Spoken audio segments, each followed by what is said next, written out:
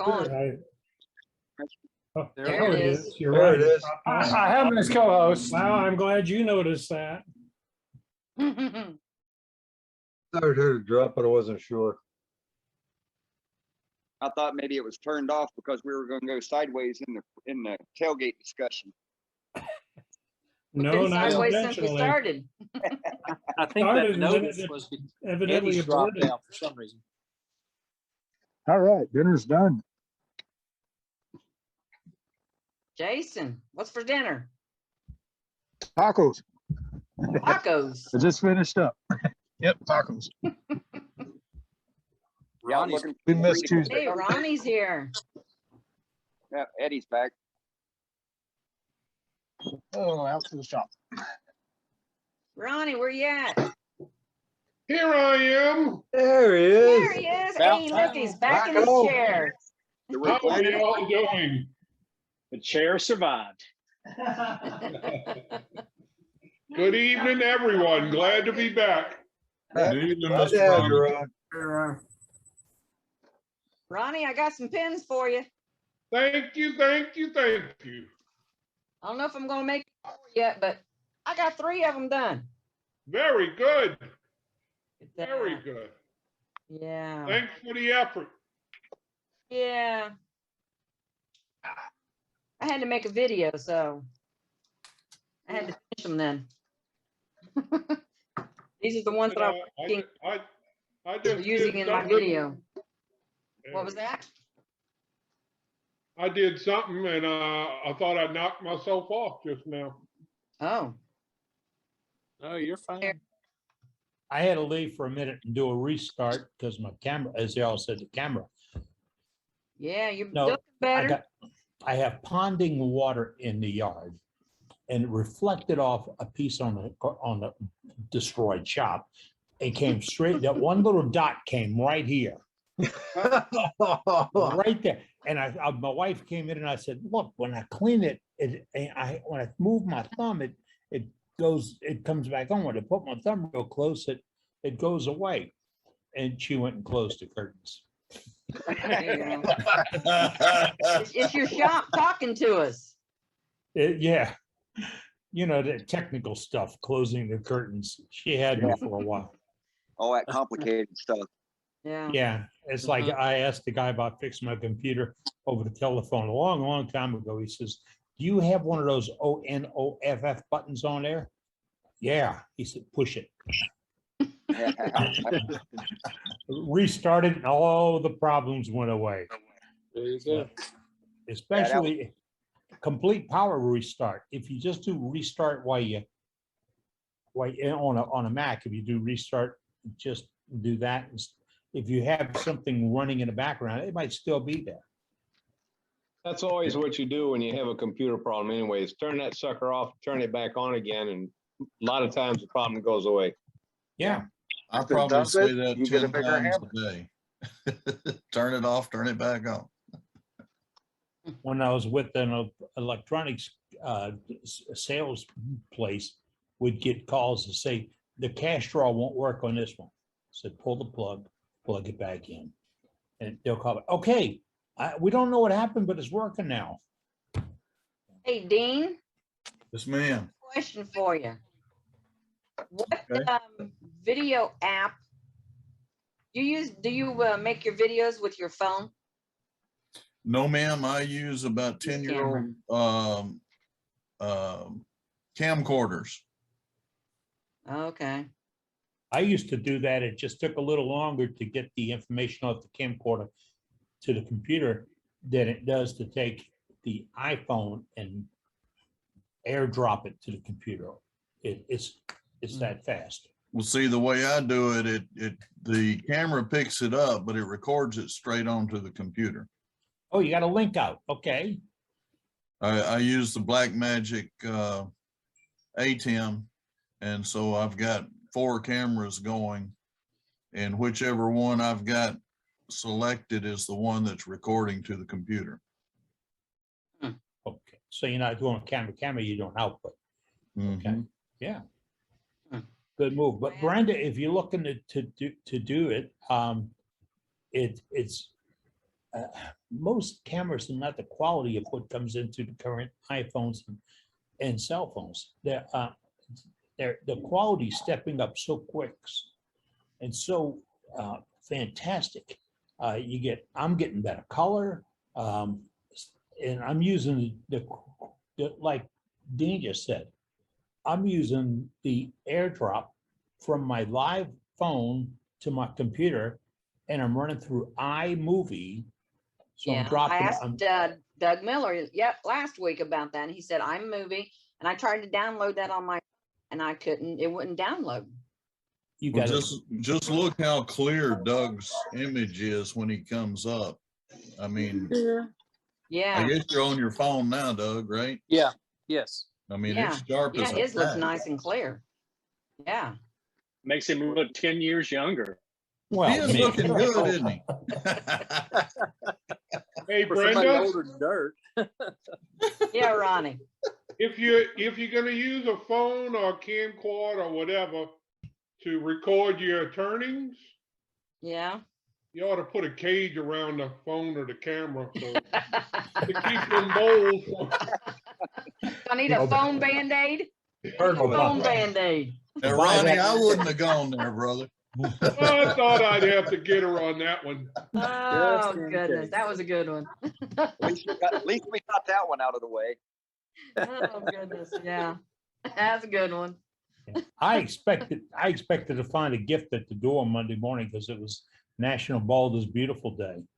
Oh. Yeah, I thought Ronnie would be over here. I thought something would be there. Bald is beautiful. Yeah, Dana, He could have I'm dropped a working on wig it. stand off at your door. That would have been a good. yeah, they'd just be outright cruel. So, Dane, do we have anybody lined up for our demo tonight? No, we don't. We have one for next week, the We have 22nd. we have two for next week. We got Parfix 3408 by Kurt Cap, and then Walt Wager is going to do a sushi bowl, fish shaped sushi bowl turning.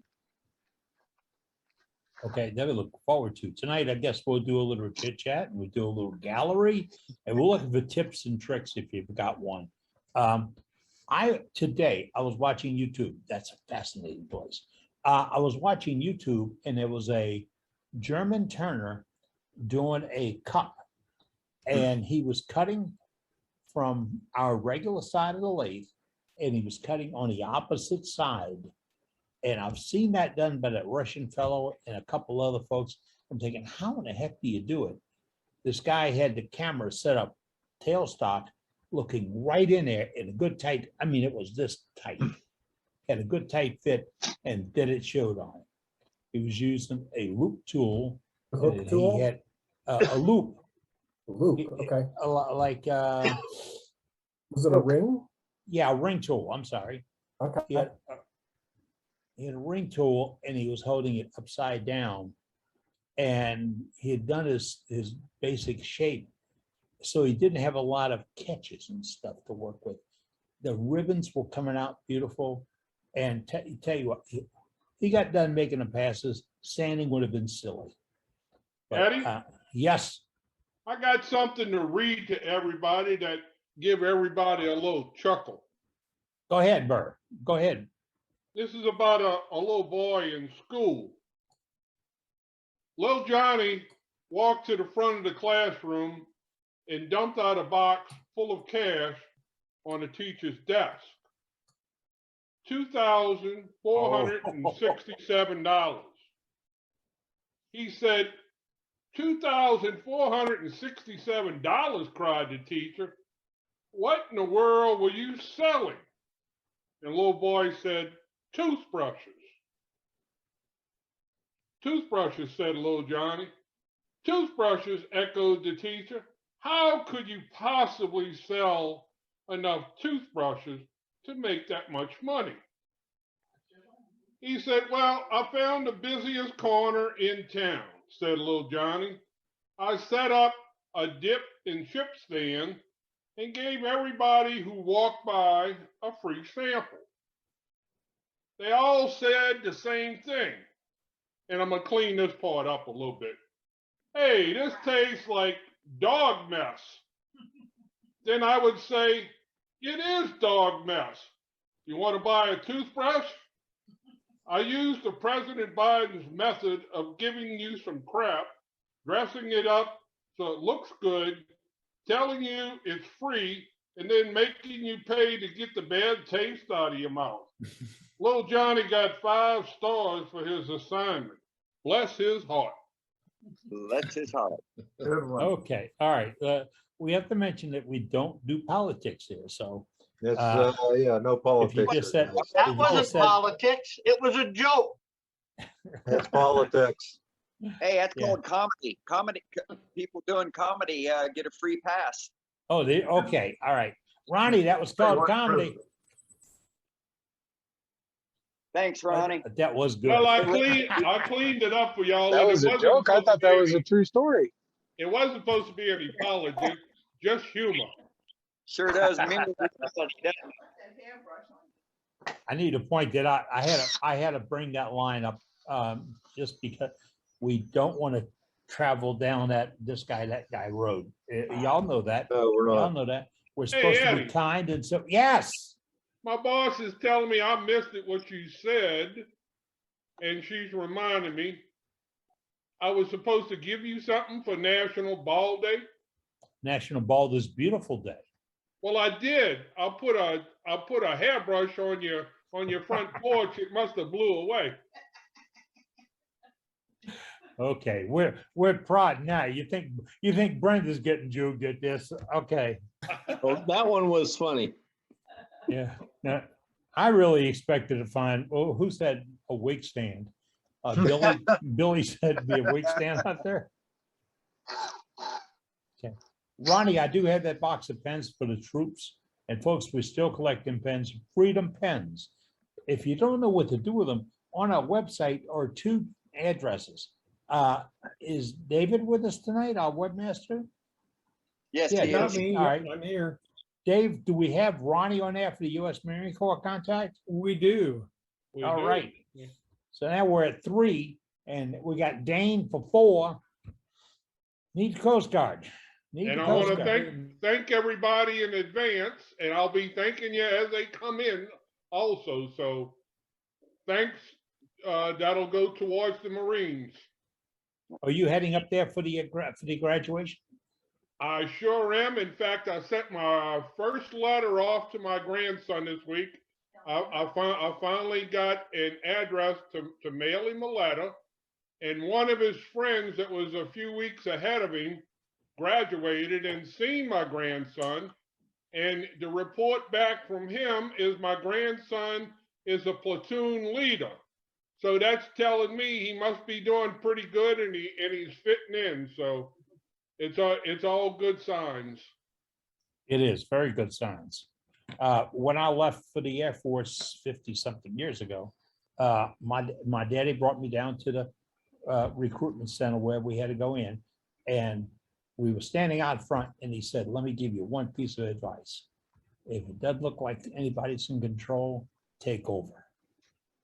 And that immediately it worked for me.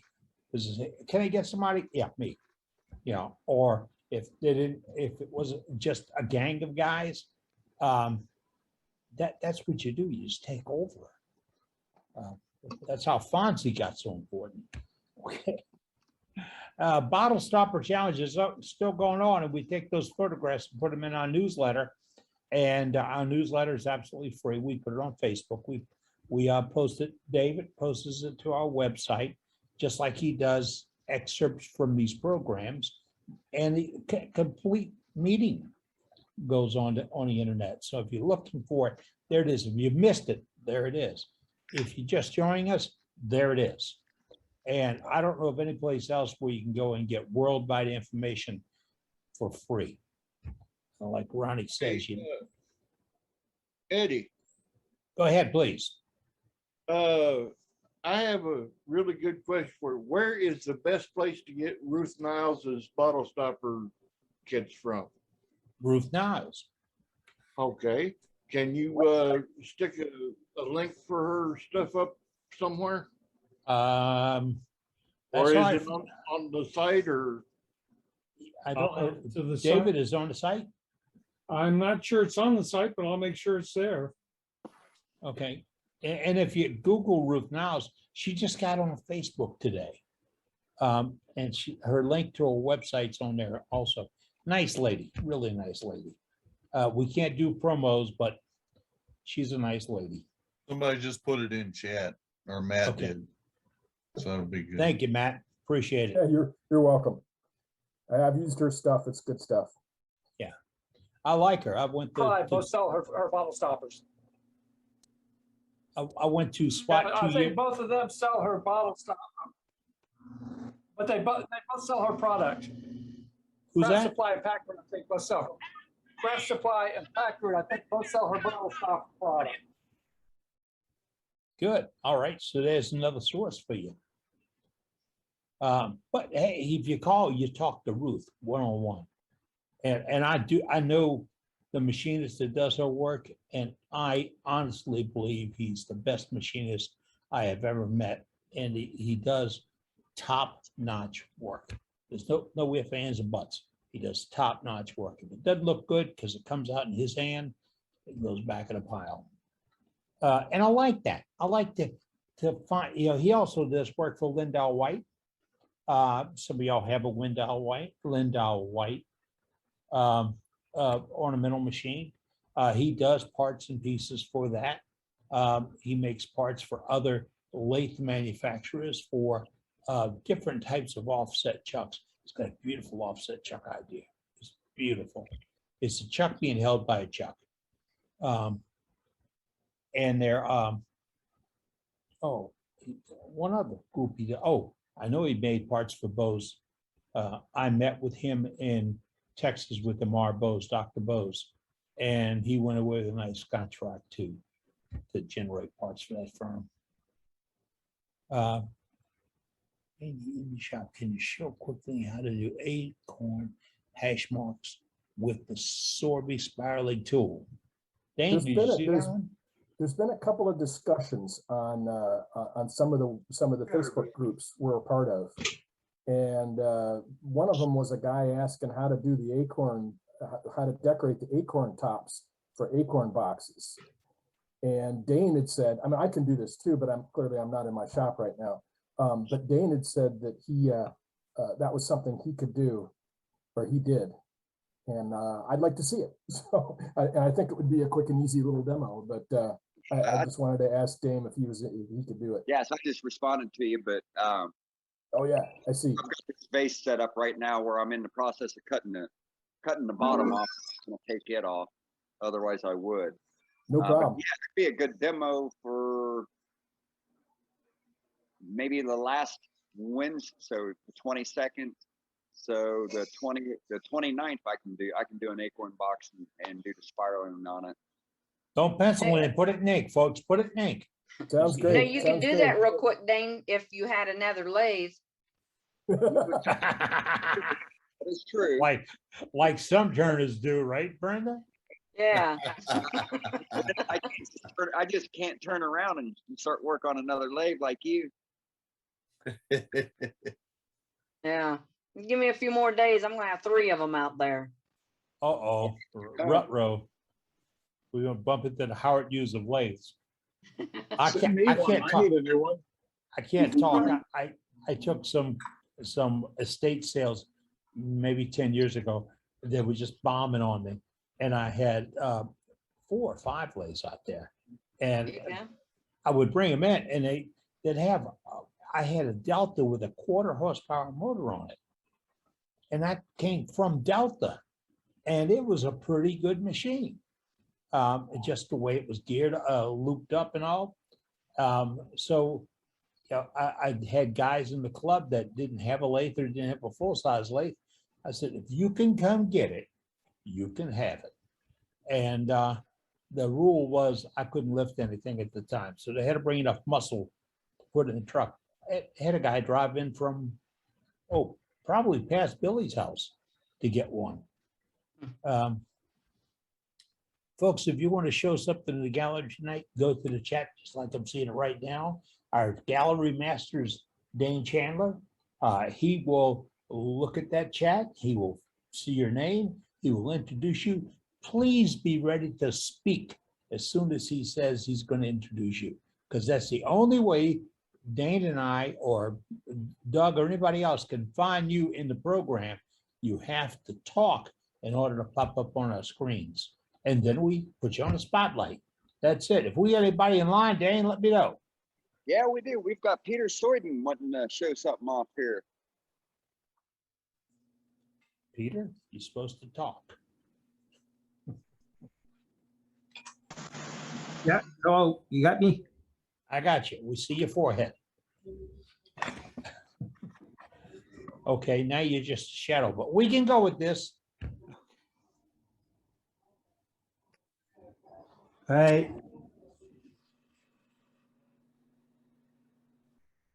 Oh, In front of me.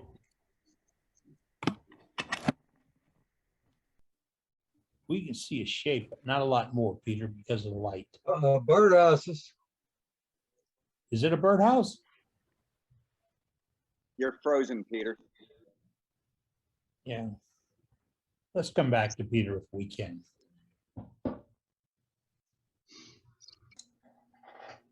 If you use an iPhone or a weak connection, the bandwidth drops down. Zoom will not be able to interpret it. And we get that sometimes, just like if you turn. Whoop. Yeah, we can come back to you, Peter. So, All right. so let's go to Bob here. Hey, Bob. Hey guys, yeah, I finished this Wow. base the other day. Yeah, I saw that. That was pretty online.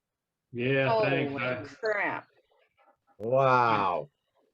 really enjoyed making that. That was good. It's actually a 2x6 segmented base, flat pine, and anyway, you know, I never would do one of these because I always thought it would be too, I guess, labor intensive. And then I tried it, and it's really not that bad. I think it took me probably 2.5 hours total to, or 3.5 hours total to do the lines, and about 2.5 hours total to come back and ink it in. You know, I can't do it all at one time because my eyes start crossing. But anyway, it wasn't that bad. It didn't take that long to do. And I folks, enjoyed That it. is gorgeous. and folks, Amazing. Bob sent us a photograph of the jig he used to do the lines to keep them all uniform. And then he gave me the description of the piece. How many squares, Bob? Man, 5,000, 500 or 600, something like that, 5,600, I think. But Bob's sharing not only the art of his piece and the workmanship, he's sharing the technique. And that's what we want from you. If you can share the technique. Bob, I think it's beautiful. Thank you so much for that. All right, Hey, Bob. appreciate it. Bob, what tip did you use on your wood burner?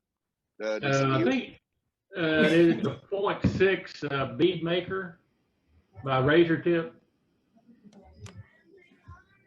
It's a unique jig. It really is. It's Okay. it's Yeah, beautiful. I'm not familiar with it. Did you get the tip though? You know, some of them are using like a flat blade or a spade blade or something, and this thing is really an oval shape, more like a crescent moon shape. Oh, okay. And it worked real well. I did have problems at the first though. I was using the standard cord that came with it, and it was taking like, I don't know, 2.5 minutes per line, or maybe or a lot more than that. Anyway, it's taking a long time, probably 8 minutes per line, because it was going to be 13 hours to do this thing, burn those lines in. And I said, whoops, that can't be right. So I went and bought a heavy duty cord for it, and it cut it down to like 2.5 or 2.2 minutes per line. So Okay. it went a whole lot faster. I don't know if I had a bad cord or if that's just normal, but I Yeah, get that heavy duty cord. Yeah, good job. That looks really good. Thanks. I do want to make one other comment though. You know, they sell the bead tools, you know, that you can buy them for $50 a piece or something, and you can make it. That's what I did. I made mine out of a 2-inch square steel stock, or 1/2-inch square steel stock. and it worked great. I can't see why anybody'd buy one, but Right. anyway. Or you can take a quarter, a quarter inch or 3/8 bowl gouge and turn it upside down and grind the profile on it. Sure, yeah, you sure could. Yeah, I You made could one. even use thinner stock. You could use probably an 1/8 inch because the only thing that cuts is that top little edge. Right. Yep. And it's never going to wear out. So I No, made yeah, one. Yeah, what you put on with your description on how you did it. That was really good. Beautiful. We're going to share that with everybody. Because it's a technique that everybody can use on something. You have to do that tall, gorgeous piece that Bob did. If you do a small, and please do a small bowl or a small vase or a small jar, practice.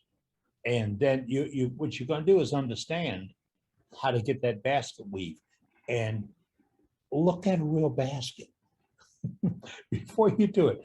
Look at a real basket because that's what you're trying to copy. So, Bob, it's beautiful. Thank you so much for sharing. thanks, guys. And All right. Bob's always sending us photographs of his work that we include on our website, our newsletter, and try to show you. I had to show things set up tonight. Don't leave it alone. Had a little failure in the system this week, and I'm not sure about this internet connection. So what you got, Dane? Well, let's see. Ronald's up. What's up, Ron? Yep, I'm here. I There was you talking to Eddie yesterday on the phone, and I told him I was getting ready to finish up a Brazilian walnut bowl. Well, Eddie, I got her done. Wow. Well, that's shiny. Yeah. Yeah, Yeah, look we- at the reflection in that thing. Yeah, Yep. the Chatorians I is see your fantastic. I see your computer. Yeah, we're looking at your video screen. Yeah. Hey, good. Window. There's your video screen right there, Yeah, bud. yeah. That is Yep. sweet. Ipewood. They call it Brazilian walnut. What you use for finish, Ron? That's lacquer. Actually, I did it twice. I finished it with a shellac. Well, I did a French polish. I didn't like it. So I turned it all back down again, down the raw wood, and redid it with lacquer. How many And coats? I think it's going to stay that way. How many coats you got on there? Oh, about 12. Woo! Very nice. I was expecting like 53 or something. No, I didn't go that far. I haven't buffed it yet. I'm still waiting on buffers. And then I got busy today, and I finished that one up. That's nice. I like that. That's nice. Yeah. Gorgeous. I like that. Yeah, I got bark. 13. I got 13 of these to do. Oh, make them all identical.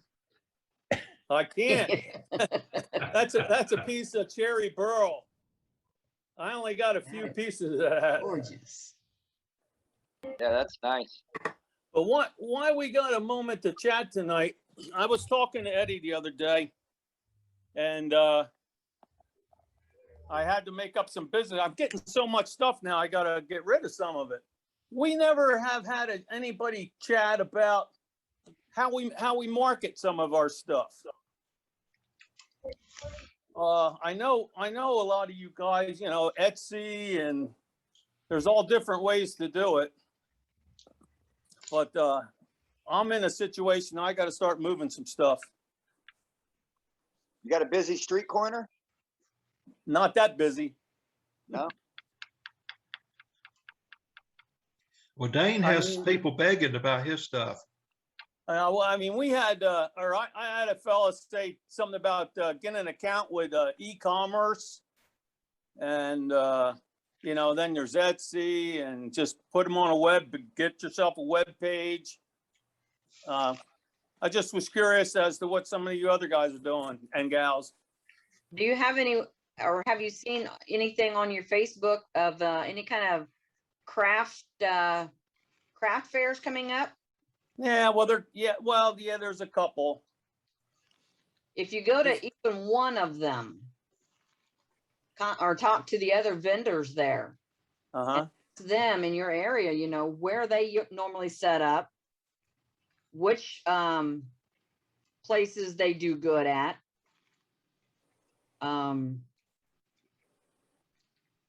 Ask them, you know, who to get a hold of to get into the craft shows.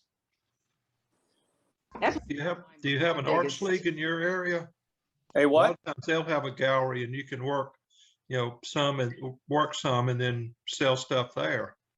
That's what I do. Yeah. Well, I have like, you know, Facebook has a marketplace and they have all these local areas that subscribe to that marketplace. But you know, it's like a specialized market for what we do, you know. Yeah, that it is. One piece of advice, Ronald, make sure Yeah. you cover the price range. Oh, You absolutely. need high, low, and medium. Because if they get a sample, they'll come back for the full meal. Mhm. And that's what you want to do. My advice, pardon me, my humble Mhm. opinion. No, I'll agree with Captain Eddie on that. I can tell you this last craft show that I didn't sell a single large bowl. I did great for the show and I almost sold out of smalls. Right. But everybody was saying, hey, well, no, are you going to be here in November? Because I want to buy a bunch of those for my family for Christmas. But nobody was buying for anybody but themselves at this recent show. So, Well, yeah, that's we like these have all bottle prices. stoppers. Now I'm making a bunch of these bottle stoppers, and basically they're going to be Christmas presents, you know. And I was talking to a liquor store owner the other day, and he has about 6 liquor stores in the area. And I asked him about the bottle stoppers. He says he hardly ever sells any of them. You might want to try a wine store. Well, that's what it was. It's a liquor Oh. and wines. It's a high-end wine, but they have liquors too. The problem there is he don't want them to stop drinking. That's it. Yeah. You can't. Well, you that's the can't. problem with bottle stoppers. You know, you don't plug the bottle, you finish it. Yeah, if you live in Louisiana, we've never had one. There's only two. Yeah, For Eddie what? calls them wimps.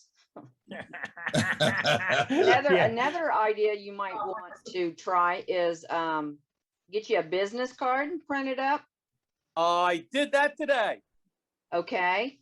Anytime you're out at a restaurant, leave your card with the bill.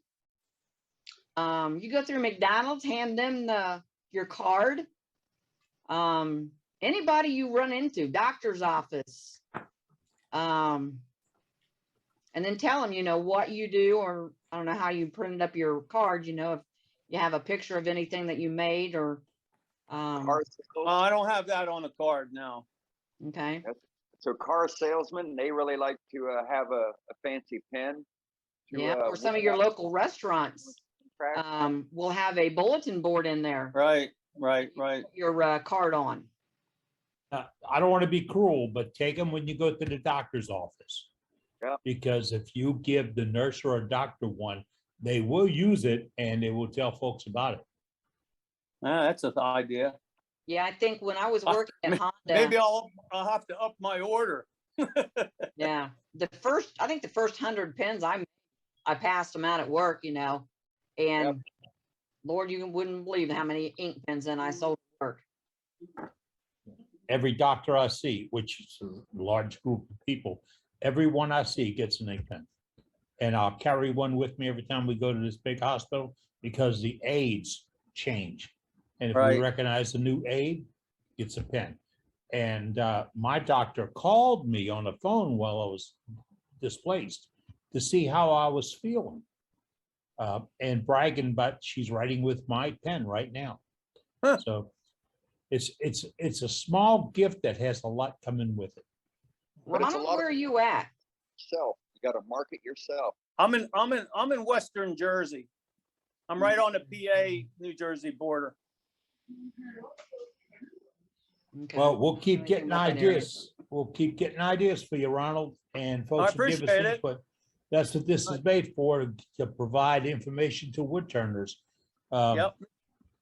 Hey, Hey, Ronald, Yeah. you got a pickup? Say again? You got a pickup truck? I do. You have a pickup truck? I do.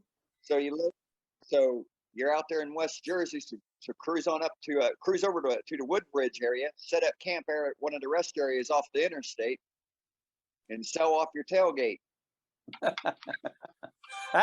Actually, I have a rest area right down the road. There you go. I'm right off 78, I-78. Okay. Don't overlook the local gift shops in your area. Every town has gift shops. Yep. And I've got my stuff in several of them. Ink pens, stationery stores are important. I sold a ton of pens to one stationery store in New Orleans. But somebody started beating my price, so I walked away from it. Yeah, I appreciate it. Yep, you're Most welcome. of my stuff has ended up in about 4 or 5 boxes in the guest bedroom, and my wife's wanting me to get rid of them. So I was Oh, thinking hey. about selling Etsy, but I see people selling turn pens for $6. It's like, nah, can't compete with that. Well, one thing I will say about that, just because somebody is selling something for $6 doesn't mean you have to. Right. And they may know what their stuff is worth. Oh, I understand that, but if a customer is just going on Etsy looking for hand turned pens, he's going to buy the cheapest he can find. Well, it depends upon Same who the thing, person Andy. is, but unfortunately there's classes. There's the class that's going to buy the $6 pen, and then there's the class that's going to buy the $60 pen or the $150 pen, Remember, the So- quality of the wood and the finish, it has to pop. Yeah. Last holidays, I put some pens on Facebook Marketplace and I didn't even get a touch. And they were $25. Yeah, it's Facebook Marketplace. Yeah. Consider the audience. You got to put free on there, and then you'll get some bites. There you go. We're touching Australia and England, or the Great Britain. I see Martin Clarkson with us tonight. I'll jump in a little bit on the sales, Eddie. Jump in. Yeah, I'll jump in a little bit because I don't know if, you probably don't know me that well, but I have sold successfully for 5 years online. I spent the first 2 years scraping around trying to make a living and become professional 5 years ago. Etsy, I sell prolifically well on, and I'm going to throw out that somebody else is selling them at £6 remark straight away. I used to sell my little key rings on Etsy. I was the only seller for the key rings, for the shotgun key rings on Etsy, and they were £4.95, which is about $6. I made the mistake of putting them onto my Facebook, and at the time, my Facebook was full of other wood turners. Within 2 weeks, Etsy had 7 sellers of my cartridge key rings. What I did then was I put my price up to $6.95 because everybody had joined me at £4.50.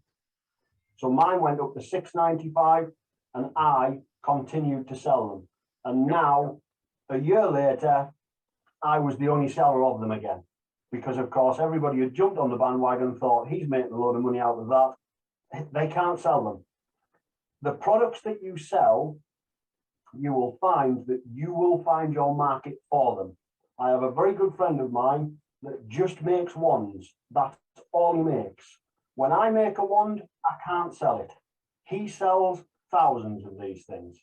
So look at the product that you're trying to sell and the market that you're trying to put into it and go for that market.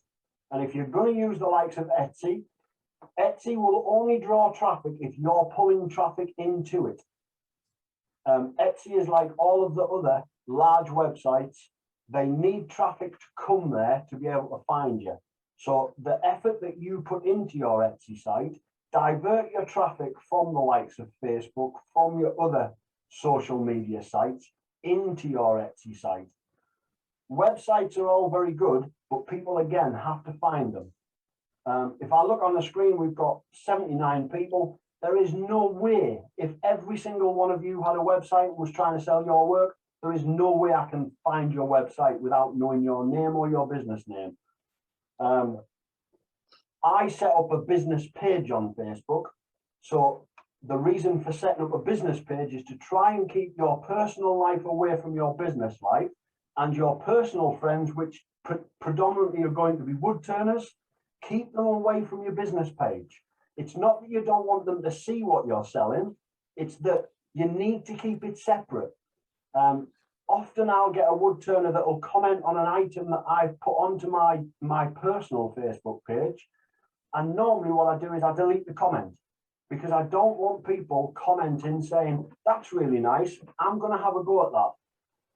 You know, there can't be this crossover if you want to sell your work, but you will only get out what you put in, and you've got to look for the market.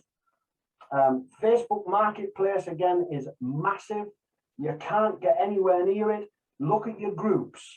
So if, for example, you are making a honey dipper, look at the groups for beekeepers, because chances are a beekeeper who produces honey is going to sell honey.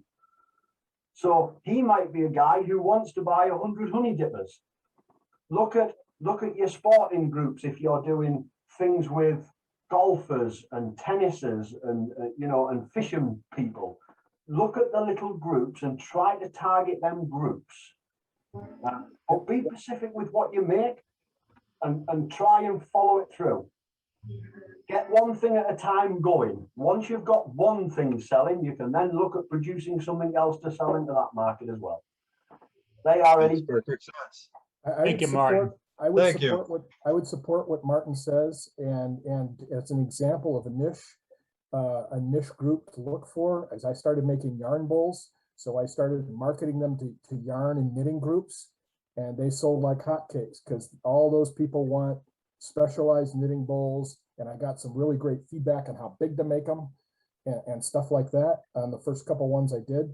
So, and that all helped too. So, and Facebook is my primary avenue of seller. I don't use Facebook Marketplace.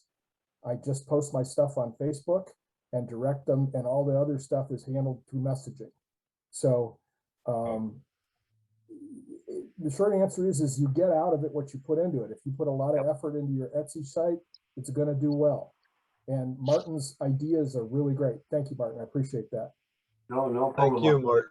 I mean, I've always said this. People get worried about other people copying and trying to steal trade and undercutting. Look at your own market. Forget about what everybody else is doing. I'm predominantly from the hotel and catering background, you know, industry. And unfortunately, the high street is full of pubs in England. Pubs don't worry about what next door's doing. They work together. You know, they don't put happy hours on together. They just sell together. They sell the same thing. And it doesn't matter what next door is doing, because you will find customers. As long as you target market them customers and just start building yourself up slowly on one or two products. I often go to shows and I see lots of people, they have so much wood on display. They will set themselves a stall up and there is everything. There is bowls and there is pots and there is honey dippers and a million wooden items. And all that it does is baffle the customer, because they love everything, but they can't make their mind up about anything. So you kind of lose the sale by having too much.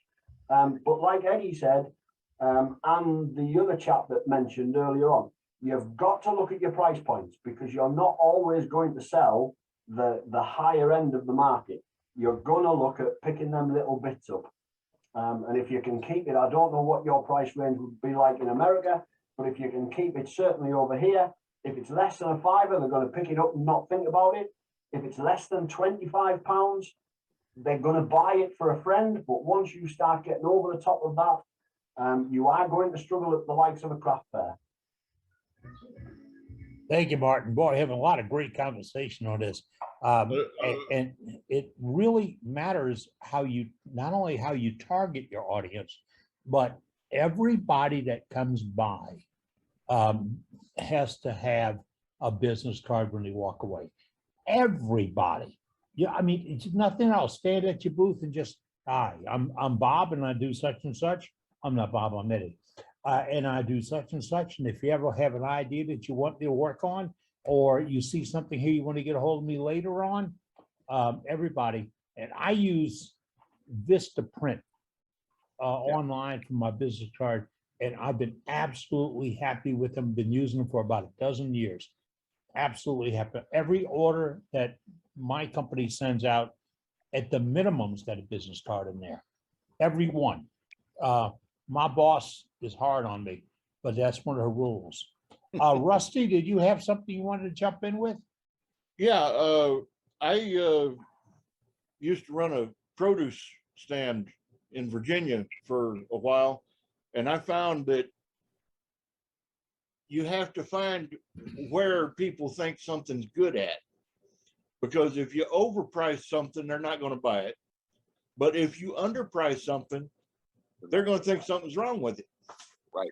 So you have to find that sweet spot, like on the produce with my tomatoes.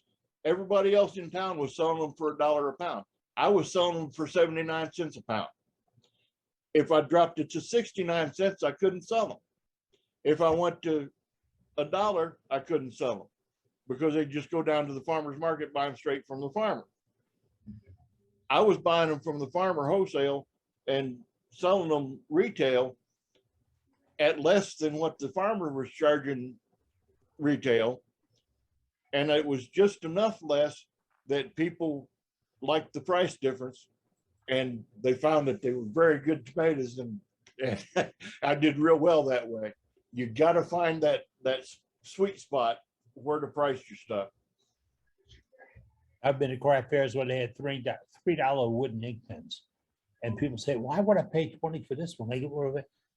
You can get gold or you can get garbage. Somebody else mentioned that Scott said, keep a good supply of pen refills handy. That's right. If you do them with the cross type refill, sometimes the kit refills kind of fail after a while, or fail before you even use them. Good to swap out. Pardon? Good to swap out the refills that come with the pen kits with a fresh quality refill. Yeah, you can get them online at Amazon if you need them. But keep a handful, because if you sell them a pen, they're very inexpensive. You can probably give them a refill. Especially if there's I got to use a brand name, Parker. For years, I mean, for 35 years, I carried a Parker 45 in my shirt pocket. I was known for it. And I'd wear them out. You don't wear out ink pens. I'd wear out the mechanisms. So, but getting Parker 45 refills was often difficult. So I've got a box of them here. All right, we're going to go back to gallery here, folks. Or if you got a question, you can get in there. But Dean handles our gallery. Put your name in the chat, and we'll get to you. And Matt Harbor put Martin's East Estee shop. Etsy. I'm sorry, Etsy. You know those two names. He put his Etsy program in our chat. So if you're looking to check out Martin's stuff, right there. And that's what chat's about. So who we got, Dane? Well, let's go to Brenda. Brenda. I'm here. You have to be here. Well, I'll tell you what. I copied Martin. Look at here. I made me a wine bottle. What do you think? That's nice. I like it. Nice bottle. Oh, Good job there, Brenda. Does that look like a wine bottle? Is that red wine? Is that a A Magnum? little bit bigger than the wine bottle that I had. And I don't know how I messed that up, but I did. And I get this tag off of here. No, never mind. Got a little rolly cap on there, Brenda. That's perfect. You like that? That's it. I'll be Perfect. selling them. 'Cause I'm now making more nice. of these. I'm going to just Did use you it. enjoy making the bottle, Brenda? What's that? Did you enjoy making the bottle? No, not really. Yeah, I think this is why my small lathe, I did it on my small Delta. Yeah. I think I burned up the capacitor in it, which is okay because I bought me a new lathe instead. So That's great skew practice when you want to do that, because you learn how to make those planing cuts, those long, slim. yeah, I can't do that. Oh, that's the practice. That's where you practice at, right there. Yeah, can't do that. Hey, what kind of wood is the wine stopper? The wine style, oh, that was canary wood. I like that. Yeah, Nice. that's on the web page. Yeah, let me show you while I'm at it. I wasn't going to show you these, but these are my. I also tried to make some tops, like Dane has or did, and of course mine look kind of stupid. They don't. You got ornaments. You had Well, Christmas. Yeah, they- they look more like ornaments than. He, Yeah. they didn't say, they said they try to get back to us. So I don't know if it's gonna show or not. But that All right, we got some strange going into Okay. here. But Brenda, But yeah, I Brenda, used we to have skew on these. okay, we have a no butt guarantee, folks. Remember that. We can't say that's nice, but They're going. I would decorate those, Brenda. That's what I'm thinking. I think I'm just gonna put a hook in the top, like into this one and into this one, and paint them, make them some ornaments or something. Yeah, get a little glitter to sprinkle on it when you paint it, Yeah. and that adds a little sparkle.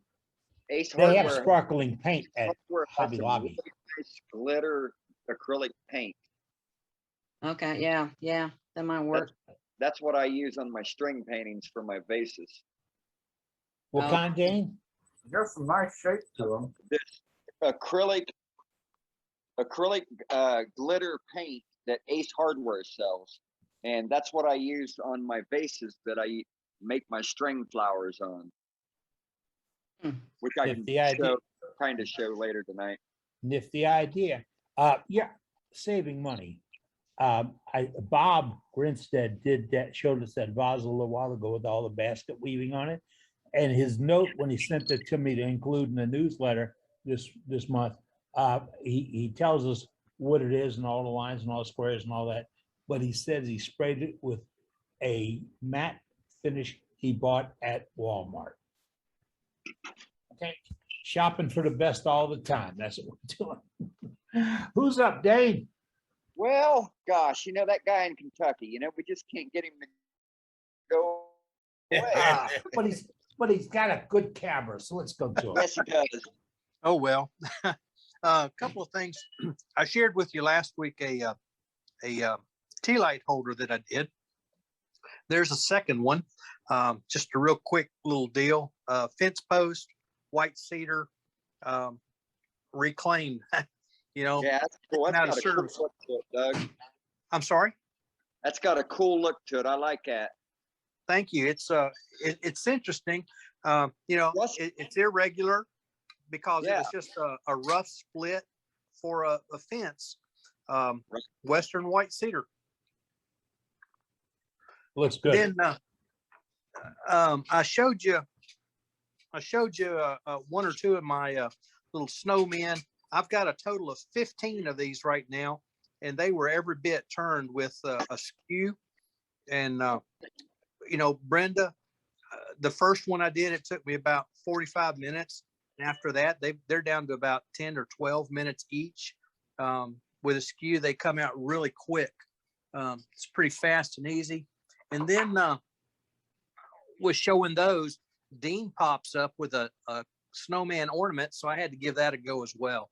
That's nice. Yeah, That's again, nice, with a skew. I had a conversation one day this week with somebody. I said, I always paint mine, and this guy does a lot of ornaments. I don't want to mention his name, but Trace does a lot of, I slipped up.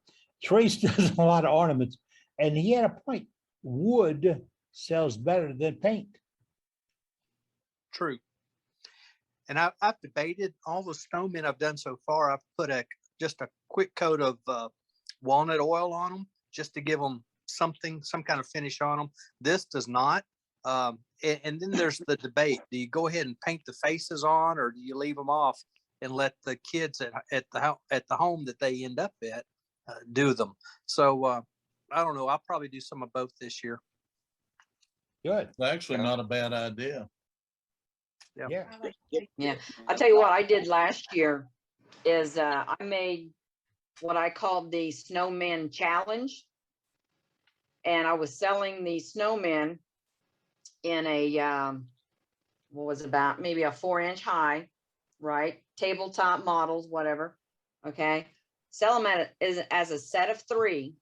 Okay. They were unfinished.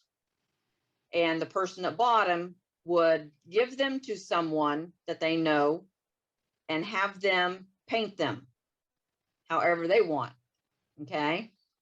Then the challenge or whatever is to give one of them back to you, the person who bought them, and keep one for themselves, and then give another one, the third one, to a complete stranger. That's what Christmas is all about. Yes, I love that idea. Love that. Hey, what we do at craft fairs, we sell an unpainted object and we sell a paint kit with it for 99 cents that we get from the dollar store. And it comes with a brush, so they're able to, you selling the product and you're not making any money on the paint, but you're selling the product. And my wife does some little artwork that she'll sketch some stuff on canvas and she'll sell that artwork and the paint. The paint's like $1. In marketing, that's called added value. Yes. Good idea.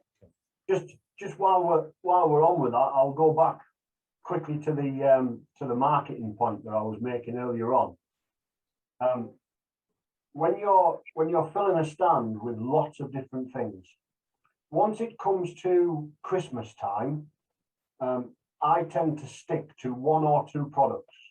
And if I can share screen.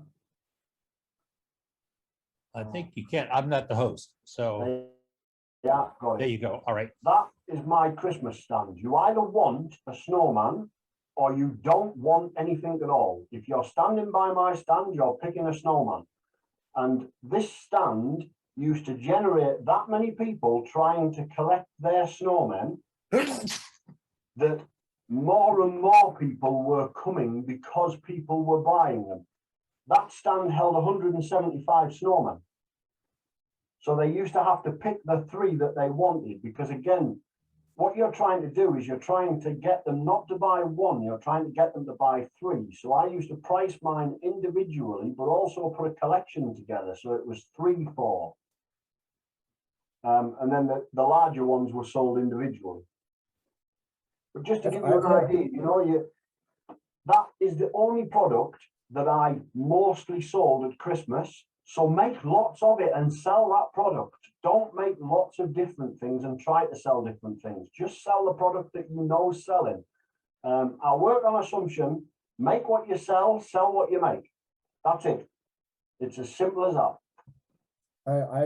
I agree with that. That's worked really well for me too, Martin. Yeah. Yeah, if I could, can I share also? I got a little on the same topic. I can't see you. Okay. Yeah, go ahead. All right, get back. All right. Oh, maybe not. Share screen. You're not as important as me, Matt. Yeah, I guess not.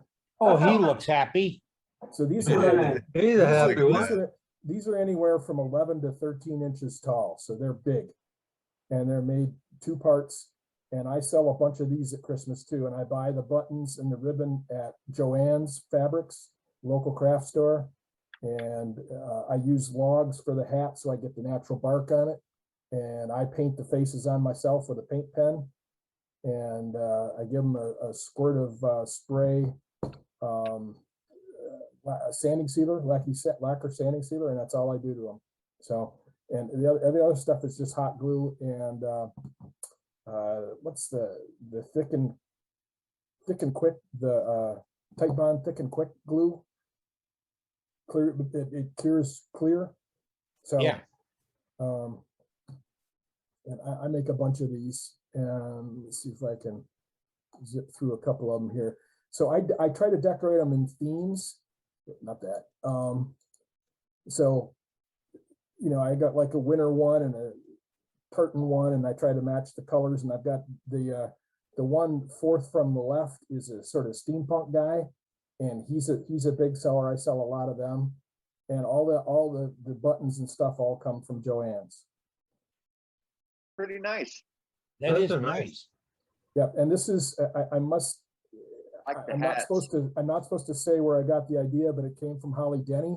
If those of you who know this, she's given me express permission to make them and sell them, because if I make them and sell them, then she doesn't have to. Right, that's nice. Thank you for sharing that, Matt. That is really nice. Very nice, Matt. Matt, I gotta say, that first one that you showed looked evil. Looked like he was up to something. Yeah, it looked like he just did something. Yeah, he's up to It's something. legal in Michigan. Uh-huh. Well, and I got some that are looking at each other. So like this guy's, he's up to something. You know, he's looking to the side. He's watching somebody else. Right. Yeah, I love Alter that. ego. That's an alter ego. Great chance to play with design. That's what it is. Yeah. Okay. And you can get really crazy with them. So. Right. All I'm seeing right now is, well, are we supposed to be on Trey? Yes, we Dane? are. Oh, I'm Yes. sorry. Okay. Right, because my screen locked up for a second. Hey, Trace. Trey, you're with us. I'm with you. Yeah. He was taking a nap. Yeah, I was. I haven't completed anything, but this is the starting. I'm starting to turn some birdhouses on the design that were that I got from you. You have to give me the name, but your birdhouse guy. So just starting. Moffett. Bob Moffett Yes. did those, yes. Yep, that Bob did. I'm jealous. But You hear Bob? Bob's got some jealous. time. Some different styles in here, but just started this, so different shapes and colors. Haven't put any of them together or painted any or anything. Just the first box of stuff. That's the way to use, well, we're not allowed to use the term scrap wood, but it's a great way to use up shop drops. That's not scrap wood. That That's is small neat. pieces of wood waiting to become artistic creations. That's Exactly. see, Yes. that's almost you go, Bob. verbatim. That's almost verbatim of what Kim Tippin told us. Okay. This is a natural bottle stopper. I just turned to see if I could still turn one, because I haven't turned one in about 5 years. But if you'd like me to, I can demonstrate this evening. Hey, I can go do it for here. it. Get set up. Yes, yes, yes. Yes, Well, please. Please. We'll Yes. Tell us when and we'll come back to you. How's that? Well, I can do it now, or you can, we can go from there. Now it's good. Now, yeah. Oh, Hey, that's our demonstration master right there. If he says go, go. No This is- denying that. This is brown Maui that I have here. It's Australian burl, and it's very, you get a lot out of one. I was specifically looking for some of them that were flat, but when you cut them up, you can get a whole lot of bottle stoppers out of one piece. So, and I'm turning it with this, but you could go ahead and turn it like you would a normal, with the screw in it. I just haven't been turning them that way. So, Trace, your mic is breaking up again. I'm breaking up again. Yeah. Okay, is that better now? Is the audio okay? Better still now having for a- now. Yeah. To drill them, I made this jig, and I simply stick it in the corner. Notice I put a little block up under here so I don't get sawdust jammed in it. I'll stick it in the corner, and then I can safely drill that on the drill press. That's a good idea. And you're using 3/8 dowels, correct? I'm using 3/8 dowel. The other thing I did is I made this so I can actually cut 3/8 dowels off with it. To the right length? Uh, yeah, Uh-oh. it'd be to the right length. The other part I did for cutting, what I do is the one I just had in my hand. Oh, okay, it's right here. After you've glued it up and everything, I drilled a hole and tapered it a little bit. Now I can put that on my bandsaw and safely cut it because my hand's on the other side of it. So it allows me to safely cut that dowel off. And it's a good, clean cut. And it's a good cut and everything else, but and it's straight instead of at an angle. But it allows me to safely cut it, and that's the main thing because my hand is on the other side of it when I'm cutting. And you're cutting a round piece. You have to stabilize it. Yeah, it's a round piece. I would try to spin otherwise, but you know, it's jammed in the hole, it doesn't spin. And you can sit there and hold it and cut it. It's a good, safe way of cutting it. Highly recommend it if you're going to use the cork type stoppers. And we're going to So- put those 2 pieces of 1x4 in the fall catalog. Okay. Drill a hole. I used a 3/8 dowel. And then I'll just chuck it up here in the lathe.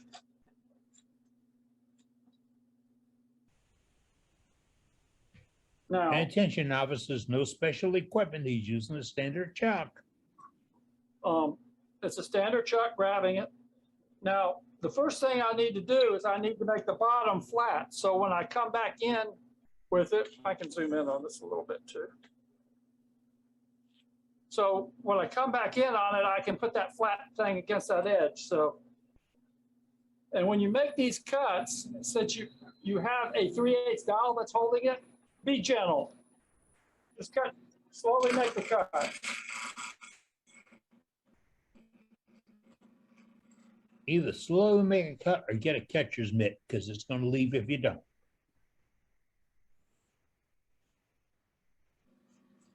Yeah, make sure you're cutting wood, not the chuck. Exactly. Oh, I have a 37-inch clearance, so I'm good. How many have to resharpen after that move? Dane, you talk like you had experience. Oh, yeah. Got that custom chuck, do you? Read Yep. that somewhere. Yep, nobody's picking that one up and claiming it. Okay. Now, part of what I did is I now have a face that I can shove that against, and my bottle stopper is facing out on all the way around it, which will support it a whole lot better when I start cutting it. Now, when I was doing a non-natural edge bottle stopper, I will bring my tailstock up with like a rubber chucky or something soft in there, push against the end to keep it from spinning. I could probably do that here too, but I'm just going to cut this gently. And I'm gonna use a Mark Soleil type spindle gouge, and I'm just going to slowly cut it. Now, folks, while he's cutting, I explained to you, he is riding the bevel seriously right now. Look at the angle of his tool, where it's open to. And when he goes in, he picks up that edge and then rides it down.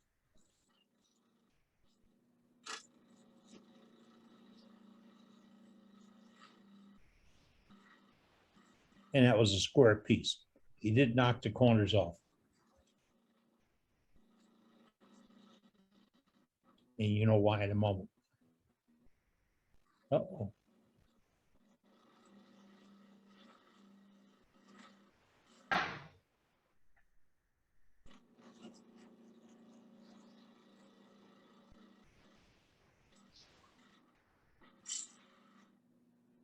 So, where I stand on it.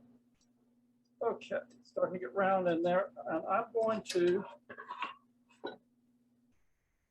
come in here and measure a diameter here that I want to get to. So I'm coming in here and measuring.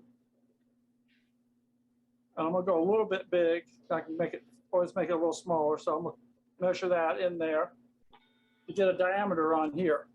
So I know what I'm shooting for. Because I'm trying to match back to the cork.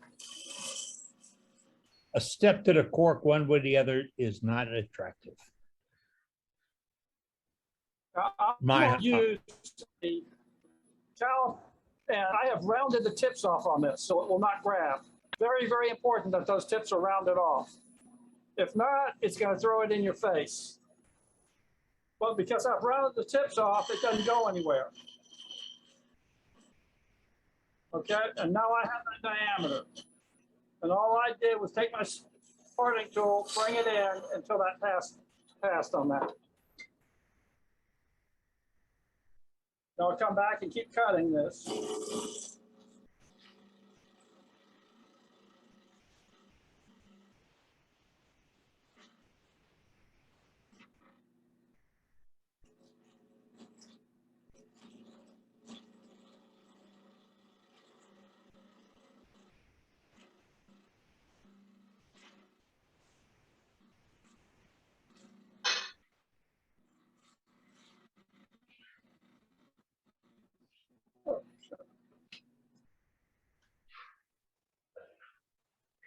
Okay, and that's where I stop on this piece here.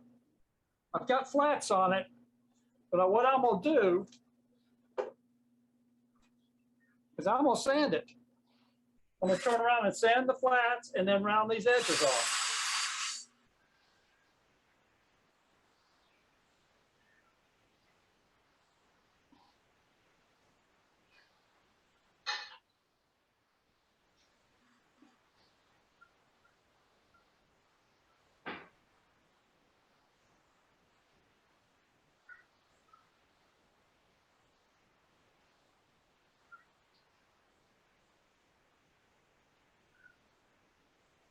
Well, what I'm doing now is I've sanded the rough cut off from my bandsaw on the flats, and then I'll just blend everything in to try aesthetically it's pleasing.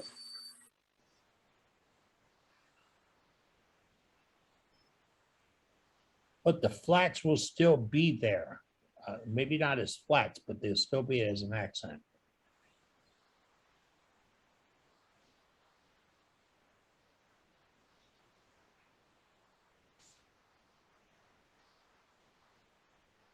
Maybe the flats are so you can grab it easier to get it out of the bottle. Who puts these things in bottles? Oh. I do. Yeah, I would argue that the whole concept of leftover wine is foreign to me, but you know, we'll go from there. Yeah. Yeah, right. Well, that's a heck of a technique. Really is.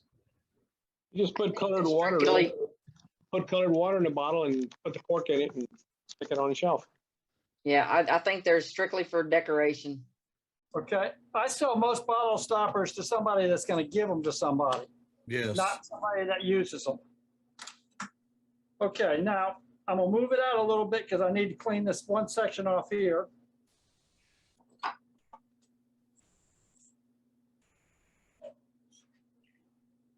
I was going to ask Dane, how would you attack that without hitting the chuck?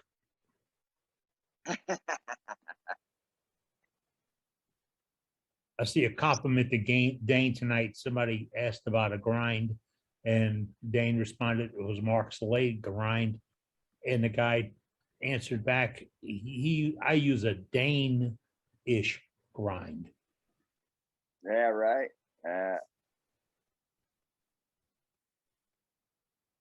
Everybody's a comedian tonight, aren't they? Oh, we're loaded with him tonight, Brenda. You know that.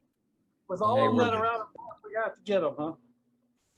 Okay, I could come down a little bit further on it. I'm still off on it. If I'm the other way, if it's too small, I can always back up this way and trim it a little bit. So I can adjust it to the cork. So this one here, I think if I sand it, it may go down to where it needs to go. So we'll let it stick out a little bit so the sandpaper can get to it. Novice turners, that's a detail you don't want to overlook. Just like when you do pens, if you have a bump over at the joint, at the cap, at the nib, at the band, if there's an offset, you got more wood or less wood than you should, you have to make these adjustments.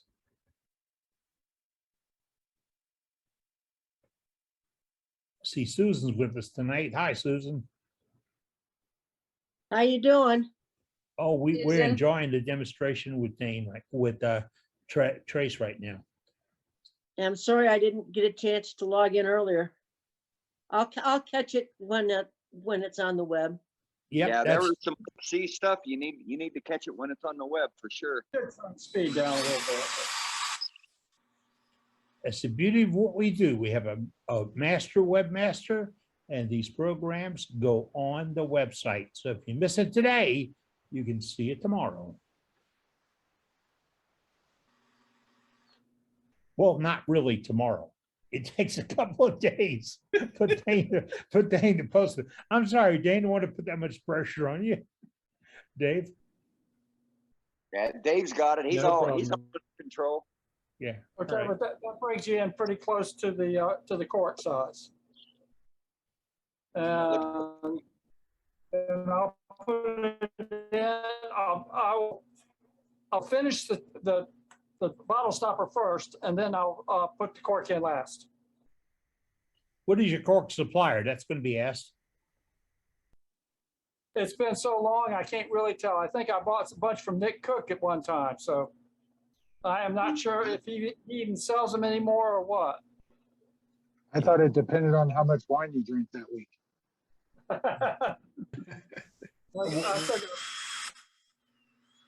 Really, the market is kind of going towards the plastic and rubber and stainless, and but the true concept is the cork. And what I'll do, I'll tell you what, before the end, I'll go ahead and squirt the top of this with lacquer, so you see what the color look brings out on it. But I'll do that, and then we'll come back later and show it to you. Okay, thank you. Boy, this is it, folks. This is Worldwide Wood Turners. This is where you can pop in and get a demonstration from a seasoned turner or a novice turner. It's right here. And if you'd like to be part of the program, go to our website, make the contact, or send us to our email, worldwidewoodturners@gmail.com. That's simple. worldwidewoodturners@gmail.com. And we want to hear from you. We really do. Matt Harbor put a link up to natural tapered wooden stoppers, leak proof on what is that, Matt? It's corks, Eddie. It's 30 corks. Just corks. All right. The word cork is not in there. It was a response to Ron's comment about they're available at Woodcrafters, and I said, and Amazon. Sorry. Okay. Well, no, I mean, the description from Amazon doesn't have the word cork in it. You're right. But that's where you find them, because people are going to say, I want to do this.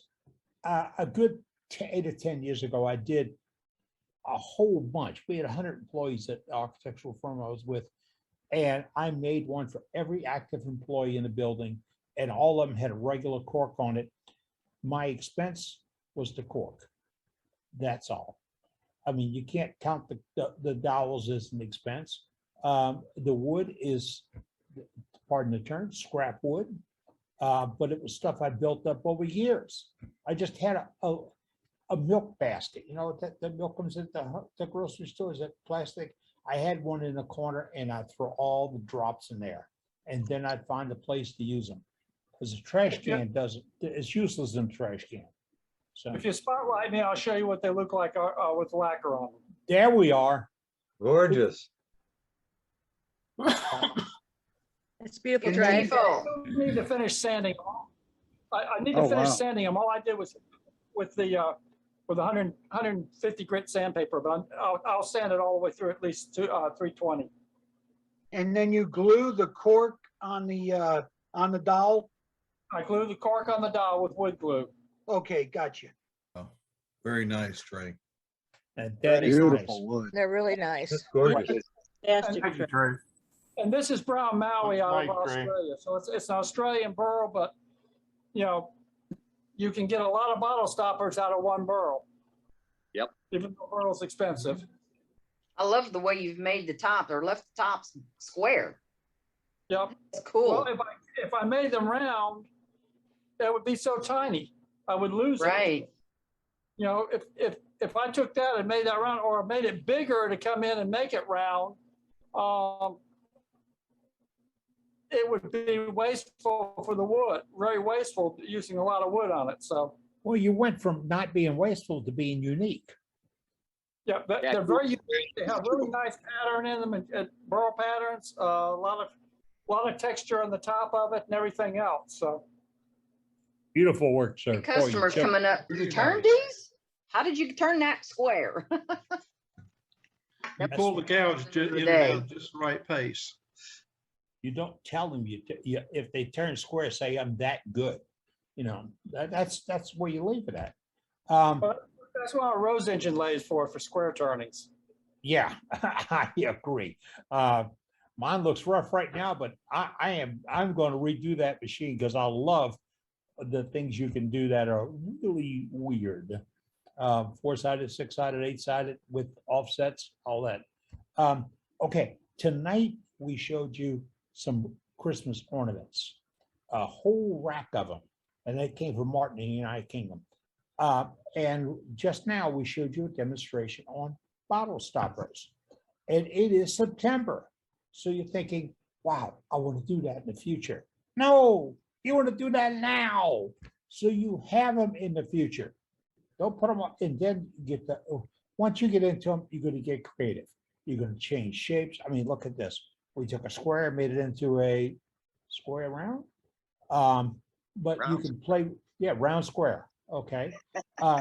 You can play with the design and put your own touch on them. And the worst thing you can do, I think Martin will jump in with me, is copy somebody else's work. It's the worst thing you can do. You put pressure on you, and you get no more than you get from your practical experience in your mind. Design's right here. It's not over there on the shelf. It's right here. So that's it. We got another gallery coming up. Oh, absolutely. We're going to go to Wyoming now. Brent, Who's in Wyoming? Hey, you're how up, you buddy. doing? You got me? Yeah, I can hear you. There he is. All righty. All right, we lost Just the him. camera here. I made another gyro. Wow, wow, wow. Wow. I like that. Get your Go camera ahead. back on it again. Oh, nope. So That There thing it is is. amazing. Wow, that's That's fantastic. even better than that last one you did a year ago. Wow. Brent, you send me a picture of that, you can be on front page of the newsletter. Yes, okay, sir. I'll send you one. I'll That's send a you front pager. Yes, That it is, Oh, yeah, definitely front page. that is nice work. That was a challenging project. The outer ring killed me. I was trying to do an off center on the outer ring. After the second one blew up, I decided to just go to a standard ring. So someday we'll do an all off center one. So Oh, wow. How long did that take you? about a month. Oh my goodness. What kind of It's wood? beautiful. Powder River Basin juniper. So it's Okay, I thought it was Jennifer. it's, What size it's pins you use for 1/8 inch or? 8-inch brass. Okay. So yeah, it was that juniper. Some of those pieces are just crazy hard. I think it's been sitting dead on the ground for well over 100 years, and I think that it crystallizes. The minerals crystallize in there. Oh boy, it was a challenge to turn. The stuff was like having to go to the grinder every 30 seconds. Finally, I broke out the carbides and such, but it was a If tough you project. like, folks, if you like it and you do a screen capture, like I just now did about 10 times, you can you capture an image to enjoy it right there and look at it. It is beautiful work. Thank you, Brent. Well, thank Are you. those Thank cons- you. That's Are those incredible. concentric rings out of one piece of wood? No, not all of them. The inner ones I was able to get out of a piece of wood single. I just turned it and then parted them off separately from the inside with a parting tool. Yeah. The inner ones, the outer ones, it's really a challenge to get these larger pieces out of this juniper because it's really very, very, very irregular. Yeah. So did you drill your holes before parting off, separating the rings? You mean the holes for the brass Yes. pins? Yes. No, I actually, I had to do this in multiple processes. I turned the outside, then parted off the inside, put it on coal jaws, and then turned the inside on the coal jaws. And then before I pulled it off the coal jaws, I drilled the holes. I have one of those, what is it, a one-way drill wizard thingy bobbers that I use to drill those on the indexing ring and such. So. Okay. Bottom line, it's some gorgeous work, as Matt Harbor says. He calls it spectacular. Well, thank you all. I appreciate it. So. How big is the biggest ring? Oh, probably 10 inches, I suppose. Wow. That's Yeah, gorgeous. those Incredible. the holes for those brass rods have to be very accurate too, or it won't spin right. Absolutely. Actually, you know, the ones that one side's stable, one side is stable or stable. I glue those with CA glue, and the other side, I just 1/64 above an 1/8 inch. I just went the next size drill bit, so it gives them a little bit of movement. So, Somebody said alignment. That's where that drill master or whatever one way calls it. Right. That in an index wheel is where you get this. Yes. So. Spot on, Fred. That is awesome. That is a beautiful bit of turning, and from the UK, I've not only got wood envy, I've got finish envy, because that's stunning. Yes. Well done. What a cracking piece of turning that is. Well, thank you all so much. I appreciate that. That's great. Yeah, I don't see I second that. I don't see a turning mark on it. That's how good it is. No, that's lovely. So, All right. thank you. All right, All Brad. right. That's the kind of thing that lots of people inspire to. You know, there's not only the turning that's in there. It's, you can look at it as a piece of art, but ultimately what you've got there is you've got something that you've had to put some thought into. You've got different components. You've got different turnings. The whole thing needs to work as a piece. Absolutely cracking. I think you'll have probably thoroughly enjoyed doing that, because you've got the turning and you've got the thought process, and you need to know that the brass pins go in the right place, and you want to create that end result. And realistically, it doesn't matter what it costs. You probably made it exactly for yourself, doing it exactly, you know, the way you wanted to do it, and it certainly shows. I think it's absolutely lovely, and you've finished it to perfection. Well, thank you so much. Yeah, I think I might have like 50 cents worth of material in this, just for the brass rod. The rest of it I just pick up out in the field. So yeah, well, that's where my envy comes in over here in the UK, because to find timber like that, we don't have it. well, you got some wood that I'd like to have over there. Maybe we should work out a trade. So. We'll swap. We'll speak later, Brett. We'll swap. All right, put the information to the chat, boys. That's what Hey, it's supposed Eddie. to be. Hey, Ronnie. Looking at that piece, it just gave me a thought. Dave, we ought to have a turning of the week, and that belongs on the front page. Definitely. Cute idea. You know, besides the turning of the week, the person that generates it is the turner of the week. That's a great idea. It's a great idea. I mean, that is a beautiful piece of just like how art. That's a beautiful piece of art. But do you realize the skill that went into it? He didn't go out and just make it. He planned it. So hey, if you want to know about that one-way drill wizard, we have the information on our chat tonight. Matt Harbor posted it for us. And you go to the One-Way CA website. It's oneway.ca, because they're up in Canada. All right. Who we got, Dane? Well, we got Greg Bray coming up. Hey, Greg. Hey, I'm here. You got a hard act there, buddy. Hey, Dean Grimes had a video on these snowmen, and Doug showed one, and hey, it's ready. I don't know if I can hold it still. Yeah, it looks good. You have to hold the two still. Looks And, great. see if I can do it this way. Of course, that's all I've done today. Thanks, Dean.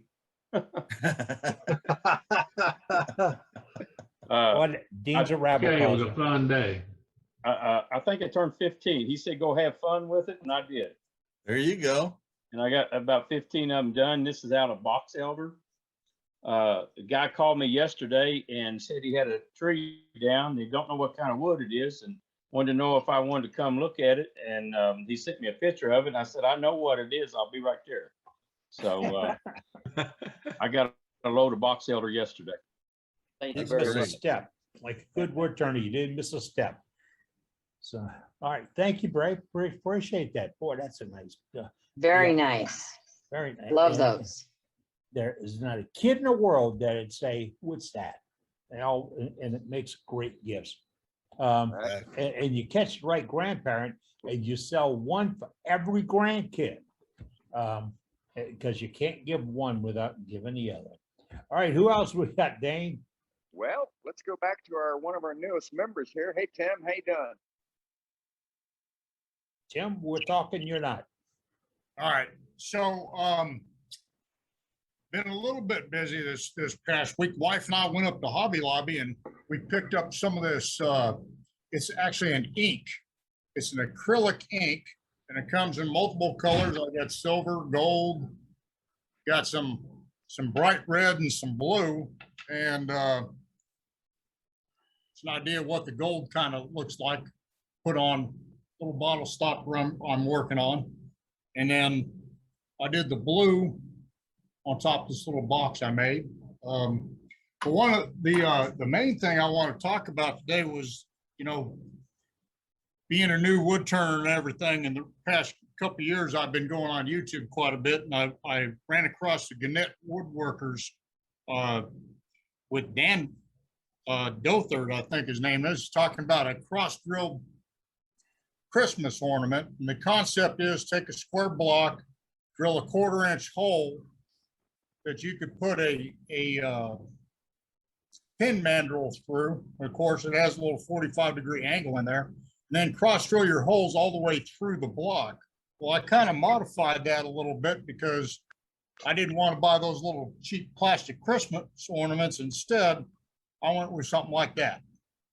And that's just those little laser cut snowflakes that you, again, get from Hobby Lobby. They come in a packet like this, and they actually fit in that 1 1/4 inch drill bit. And then, of course, I stopped, you know, partway through, and then turned that. And I was practicing my skew work on everything that I've showed you so far. So all that was turned with the skew. So Wow, that's pretty good. Nice New wood skew turner work. doing that is incredible. Fantastic. Yeah, that's all pecan. Again, that's all from local pecan tree that I'd gotten. It was about 120-year-old when it was down. And then this is, you know, my little snowman. Of course, I did a bunch like what Dean showed us last week. And the wife's got those in her cheese shed right now. She's painting faces on it for an upcoming sale that we got coming up in October. I like that shape. It's short and fat like me. It kind of looks like me, Eddie. Kind of looks like me, short and fat. Hey, Tim, I got a question about the paints that you showed at the beginning of the bit there. Are they semi-transparent? What I couldn't see them really all that well. I'm sorry, could you say that one more time? I got the hearing aids in and got the fan going. The paints you showed earlier, are they semi-transparent, the ink paints? They're in ink actually. So like the gold that you see on here, I put it on the entire thing and then I wiped it off before it dried. And then I put a little bit of that OB shine juice that, you know, Eddie had told everybody about so many years ago. Can you But- see the grain? Can you see the grain of the wood through the finish? Yeah, you can see the grain of the wood. There's, I don't know if you can see it, and We with my can't. lighting We here. can't. That's why Matt's asking the questions. Yeah, so basically with your painting on and wiping off, you sort of added a gold shimmering sheen to it or something like that? Yeah, I just, and literally while it was still wet, I just wiped it off real quick. You know, just and I've been using, basically for most of it, just using these little artist brush or a calligraphy pen for some of the detail work. So Thanks very much. All right. Hope Great that idea. helps some folks generate ideas out there, since that's what this is all about. Well, you know what? We're here to share wood turning. That's bottom line. That's where we are, share wood turning. Matt Clarkson put something in the chat about drilling corks. And it's a good little tip. Take a look at the chat. In fact, before you leave tonight, save the chat. All right, Dane, we're back to you, sir. All right, let's go back to Trey and his bottle stoppers. Is he back? There he is. Trey, can you hear us? Trey, we don't hear a thing, sir. Okay, is that better? That's it. Now we hear Hear you. me now? Somebody had put a drill, the one-way drill wizard. Anybody recognize what this is? Oh, I had one for years and years and years. Well, you know what? It just so happens that this shaft right here is a 1-inch diameter shaft. Huh. So you know what? You remove this and remove this, and you have a drill wizard. That's right. How about that? I bet Harbor Freight has one of them. Oh, they do? Because that's a Sears, isn't it? Yes, Craftsman. Here's an example of what it is. Now the neat thing about it is that amount above your lathe to drill down, but they have something that'll come in sideways. They have the attachment there, so you could put it that way and drill sideways any direction you want into it. Wow. Okay. Oh, I gotta have that. Okay. Man, we have started some stuff here. Man, why'd you have to do that? Now I gotta go out there and tear mine up. It unscrews and it'll screw back together. But That's look, awesome. look around at estate sales and flea markets and that kind of stuff for them. Yeah, because Sears sold a ton of them for years. Yeah. They Yeah, I would picked be- one up at an estate sale for $10 because I was gonna hook it up to my imprinter when I was doing cutting boards, so I could just, set the burner and press it down straight each time. Yeah. Hey, I'll buy it for $1. Will you? I'll go to $1.25. I'm I tell you what, it's getting on up there now. Oh boy. Everybody raise your hands because the boots are ruined. It won't fit on this lathe because this is a 3/4 inch shaft on it, but almost every other regular size lathes, it fits fine.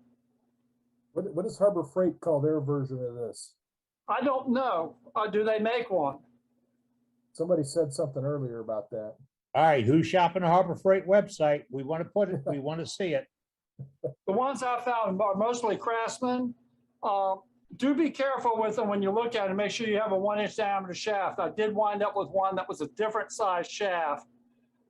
I'll buy them and when I run across one, I'll buy them and give them to other people. But just watch it out. One ball size. 99% of them are 1-inch shafts. So. But if you get it at Harbor Freight, use their caliper because they're in there. But anyway, that's all I have. Somebody threw a drill wizard in there. I thought I would bring this up and, Okay, thanks, Trey. I guarantee that's less expensive than that drill wizard. Drill wizard's $100. Yeah. Now, if you want one of those and you're willing to pay $100 for it, I'll put my stuff in the chat thing. All right, who else we have, Dane? Well, we got Birdhouse Bob. Birdhouse Bob. Yeah. Whoa. How y'all doing tonight? One question. I was wondering, how's all that storm affecting y'all? It hurts, but I don't think it'll kill us. Well, I hope it doesn't kill you. Billy Dillard has gotten a lot of damage around his place in Homa, Terrebonne, and South. It almost wiped it off the face of the earth. What about this new storm? The new storm is just giving us so damn much water. Pardon me, there's so much water. Trace, did you get 10, 12 inches of water in your area today? Yeah, that's what we got just today. Yeah. So Rain bands were just following each other up and just dumping in. Yeah. But when Katrina hit New Orleans, it was a big story nationwide. All the networks were here and everybody covered all the stuff. They are missing the boat because the real story is in the outlying areas. It will destroy our commerce for fish and shrimp and oysters and everything else. If you saw pictures of it, you would be scared because it really it was overwhelming. So what do you got tonight, Bob? The piece I did, I was trying to do something different. So I did this piece. Now, That's it's a it. piece I of like oak. that. And I did That's neat. the texturing with a Proxen tool. And that's sort of aggressive texturing. And then I painted it black with black lacquer, and you can't really see it very well, but dry brush gold on top of it. That's Yeah, that looks nice. good, Bob. It's a birdhouse bull. It's a bird bullseye. I was going to ask you where to purchase. Right here. Got like one on each side. Looks like a dinosaur eye. It might be. All right, Brenda, jump in there, Brenda. You see those things most of us don't see. See, the bird gets to slide. It's a bird slide. So he hits the center and then slides down the base. Is that it? Hey, Bob, it's a bird recliner. That's right. Recliner. That's the way to go. There you I go. gotta say, Beautiful, Bob. I really like texturing gold paint over textures like that. Dry brushing gold paint over textures. Let's see if It I gives cut us this light off if you can see it better. It gives a sort of a hammered gold look. No, to it's it, hammered worse. metal See, look. you can see the gold better. It's shimmering. It's really pretty. I like it. Thank you. Very nice, Bob. I like Mom, that good. red. I just Bob, want I'm to try gonna something get- different. Are we going to get a photograph for our website and a newsletter and I'll See, a bird promo? can fly like this. Oh, now I've seen that on Star Trek. Or it could be the There you go. Starship Star Trek. There you go. Enterprise. Now you got it. See, now I saw that on Stargate. That's right. That's That's good, all I Bob. got. Thank you. That's really good. Multi-purpose. Thank Yeah. you. Multi-purpose. That's the way to get it. All right, let's go to Susan's Scott. iPad. Oh, Scott. Hey, Scott. Hi, how is everybody doing? All right. We're looking at real close up on you. So I made a pen this week. This is a blank from Zach Higgins. It's got pine cone blanks, pine cone and resin. it's nice. And then I made another one that he put aluminum spiral and some resin. Now that is really nice. Back it up Oh. a little bit. Towards you. There you go. Yeah, there we go. There's the aluminum. It doesn't have a lot in this one, but there's a little. I like those It's colors. beautiful. Is that a Now- Sierra? No, actually they're a new pen kit from Woodcraft. They're a little bit shorter than a Sierra. And I'm glad I found them because I blew the ends off of these. The aluminum, the resin doesn't like to stick to the aluminum very well. No. So I learned the hard way that you got to put a little CA on when you start to get to the aluminum to get the resin to stay on it. That's Right not on. the hard way. That's technique, Scott. That's technique. Right. So it was nice that I found these short tube pen kits so that I could save these two pens. They both exploded on the ends. Nice job. Beautiful work. So, hey, Thanks to Scott, Zach and a few other guys that are making pen blanks. That's all I have. Thank you, Scott. They're beautiful. so a tip on the resin with the aluminum. So if you cut a slot that is open, that allows the resin to go from one side of the blank through the aluminum to the other side of the blank, you'll get better adhesion. Try that. I got another piece of that same red with Okay. a little bit more aluminum in it. I'll give that a try so it doesn't explode. Yeah, make some slots, and it'll allow a solid bond between the wood blank through the aluminum, and it bonds all the way through. So Yep. I don't think he I had cleaned the one. aluminum. When he did that Dane, I don't think he cleaned the oils off the aluminum. I think there was something on it from wherever he got the aluminum from. Yeah, 'Cause that'll do it too. The first one I did, I mean, it literally exploded. I had pieces in my arm from it. Yeah, at least it wasn't in your face. No, I wear a full face mask thanks to you guys. Thank you Did for you need a mentioning that. Band-Aid? No Band-Aid. All right, thanks, You Scott. join Brenda's club with Band-Aids. Who's up, Dane? Well, you are, Eddie. We're at the end of gallery for the moment. Well, folks, if you got something to show tonight, just go to the chat, type in, I have something to show, and Dane will call on you. When he does, just start talking so we can find you and show your work. And that's what it's about. And remember, we have a no but guarantee, which means anybody that looks at it can make a comment, but nobody can say, I like that but. That but is not allowed. This is your art, and we want to see it again. Bob Grinstead said, let's see the string art again. You see, All right. we All get- right. Okay. Let's see. I'll spotlight myself. All right, put it in ink, folks. Oh, Here there it he is. is. All right, so I can't take it off the lathe because I'm in the process of taking the bottom off. I'll take my camera off here. Sorry. Hope everybody heard the Dramamine. Yeah, this is a rough trip. I'm in the process, and so right now I'm in the process of taking the bottom off, the bottom tenon.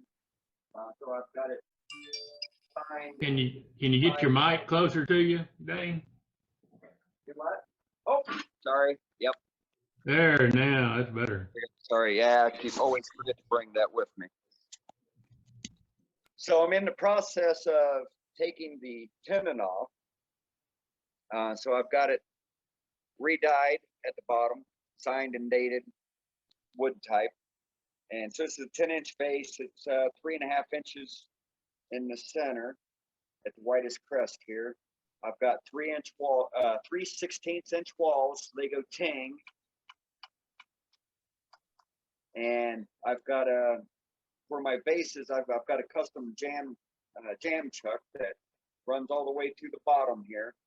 And all I do is add paper up here to fit, make a nice solid connection for the mouth of the base. And I've got various jam chucks for this purpose. But here's the string art. I don't know if you can see it this way. If I need to turn my light off. So I don't know if it's coming through or not.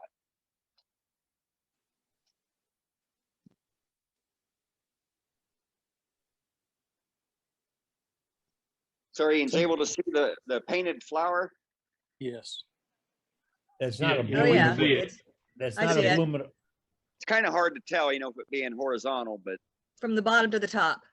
here's the top and it flows down. So I started with black paint mixed with a clear glitter solution that comes from Ace Hardware. And so all I do is take a hot roast string and start with it here, do your little loop, and you loop back and forth, start wider at the top, and get narrow. And so this is my last loop here. And then I go have the string being straight across, and then you just pull the string down straight vertically, and it makes that design. And then after that dried, and then I used a red glitter paint, a crimson glitter paint, and did the same process, except I did the opposite curls with the string. Starting Where on does this. the paint? Are you just putting drops on there? No, so it's an acrylic paint. You mix your paint up in a little cup, and you put this pot roast string down inside, or you can use yarn. Oh, okay. And on the string, I got you. Yeah, and then Yeah, I forgot how they did that. That's good. you just pull it along, and it makes really cool psychedelic flowers, or I call them flowers. Now I don't know what else you would call them, but it's one of my primary sellers. I have zero inventory for these. I make them and then they sell. I like the base detail. Some folks overlook that, but that's a great detail on the base. Yeah, it's beautiful. Especially Thank with you. the ring. The ring makes a difference. Yeah, and then so I've Sets it up. turned it with a little piece of wood. The light just isn't working for you guys, is it? Nope, we're okay now. Thanks, Yes. Dane. Got it burned. I got my little simple bead up here at the top for the mouth. Doesn't have to be fancy with a whole bunch of tricked out stuff. And then I got another separate bead here where it meets the base here, and just a simple base at the bottom. And so I'll finish turning this off. I'll make this a little bit smaller. Right now it's at about 1/4 of an inch. So I'll take this down to 1/8 of an inch. Add some more dye for the center part there. And then I'll use my Parfix 3408. Hey, Dane, Then Dave George, say, what kind of wood is that? And how did you get the was that a stained, was that you get the variegated type of vase look? So it's red eucalyptus. It's green. And it's fresh cut. So it came down about 2 months ago. And so when it's fresh, there's not much color to it, except for the heartwood. So the sapwood I torched, and then from there I dyed it with RIT purple dye. Ah, okay. And then Excellent. from there, I sealed it, did my sanding sealer and final sanding at 400 grit with bold linseed oil. Let that cure overnight, and then a couple layers of Parfix 3408, and then I did the string painting, and then let that dry for a couple hours, and then 3 or 4 more coats of 3408 on top of it. Excellent. Beautiful work. Thanks. It is. Yeah, thank you. It's gorgeous, Dane. I'll have it next week. I'll have it finished, and we'll be able to look at it in proper formation. But That'll work. That's the reason why I didn't want to take it off. Otherwise, I would have done the patch pattern on an acorn lid as a quick demo tonight. But it's all centered up, and don't want to tempt fate taking it off and putting it back on. Don't blame you. Don't blame you, sir. Thank you, Dane. Thanks, Dane. Beautiful work, folks. And we'll get, Dane is very adamant about sending us photographs for our website and our newsletter. Dane, God, stop this. There's a handful of our members who really send us pictures. I mean, Bob over in Mississippi, and there's a handful of them. But if you take a photograph of your work, send it to us. You can send it to our website, worldwidewoodturners@gmail.com. How much simpler can that be? And we will use your photograph. You send it to me, I forward it on to Dave, our master webmaster. All right, Dave, do we have a gallery? Because we've got a question came in. Yeah, we got a couple questions. So Casey's got a question regarding what, with it being green, whether it's going to warp or crack. So the thing with turning green is you need to turn, if you're gonna do a final shape vessel, you've got to turn it to the final dimension, and you have thin, consistent walls and the base bottom. And so what that does is it allows for even movement of the wood, and it prevents any cracking.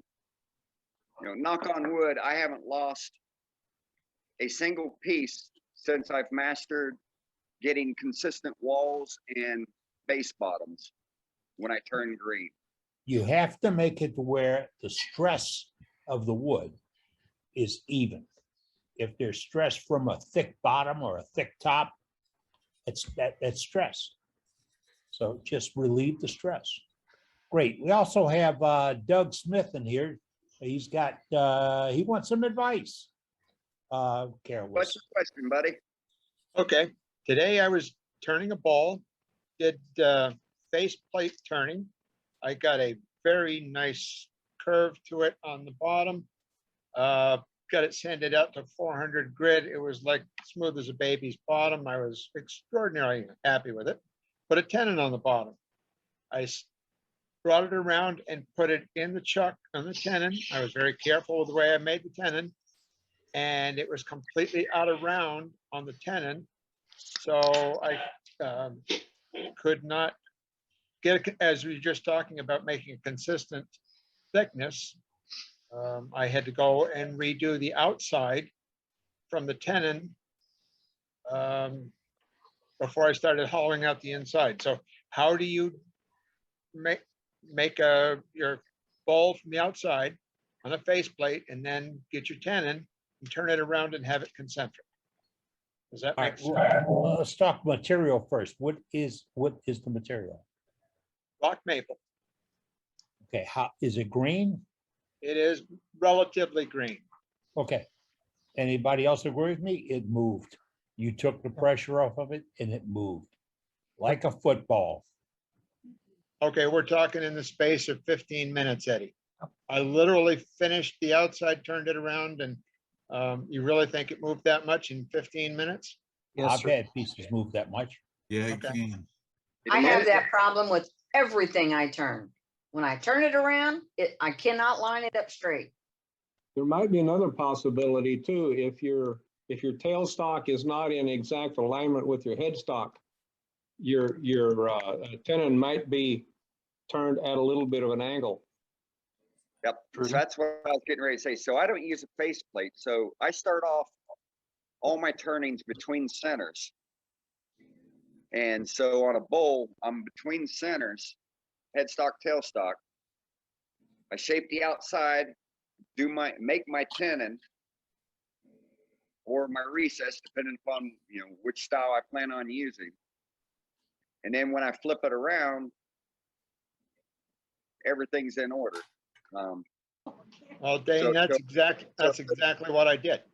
I used, I brought up my tailstock, kept it there. But you had a faceplate. I had a faceplate on it, yes. Yes. So sometimes the faceplate or the headstock can be off alignment. Okay. Compared to, and you're making your tenon, and then when you flip it around, it winds up being slightly off. Okay, and consider it, draw it out on a piece of paper here, Doug. You put your recess of your tendon on it. And if that is on an angle, if you're holding it properly in your jaws, you're going to get that angle. You can't correct that. So just like Dane said, you need to be sure you're going in flat, square, and 90 degrees, or when you flip it around, every degree multiplies itself. Yep. And Doug, let me ask you something. Yes. You had it on a faceplate. Yes. And then you put a tenon on it. Correct. And then you took it off the headstock. Was your chuck already on the headstock, or was what I'm getting to? If you'd have left that faceplate on with the piece of wood on it, turn your tenon, and then mount your chuck onto your tailstock. Yes. Yes. And then bring the chuck up to the piece of wood. It would have been more in round, because if you're trying to do that freehanded, flip it, I don't think anybody could get it where it's going to turn perfectly true. you can buy it, and you can Hey, buy Ronnie? it. Yes. I've tried that same thing and I've still gotten them crooked. What I do is I bring my chuck around and mount very loosely the chuck on the tenon, And then I use a one-way live center to gently push into the threaded end of my chuck, and that centers it so that then I can turn it around and everything is in a line. And I use the faceplate a lot. That's the way I do it. I take and mount my chuck before I ever take it off and turn it around on the tenon. And I use a one way to center it. And I don't have any problems of it being off kilter. Good idea. Now, if you want to see a physical look at this that you just now described, here's Dane, and he's got the parts. Dane, shows what we're talking about. Okay, can you? I'll get myself spotlighted here. And so, you know, granted, not everyone's got one. So what, Doug?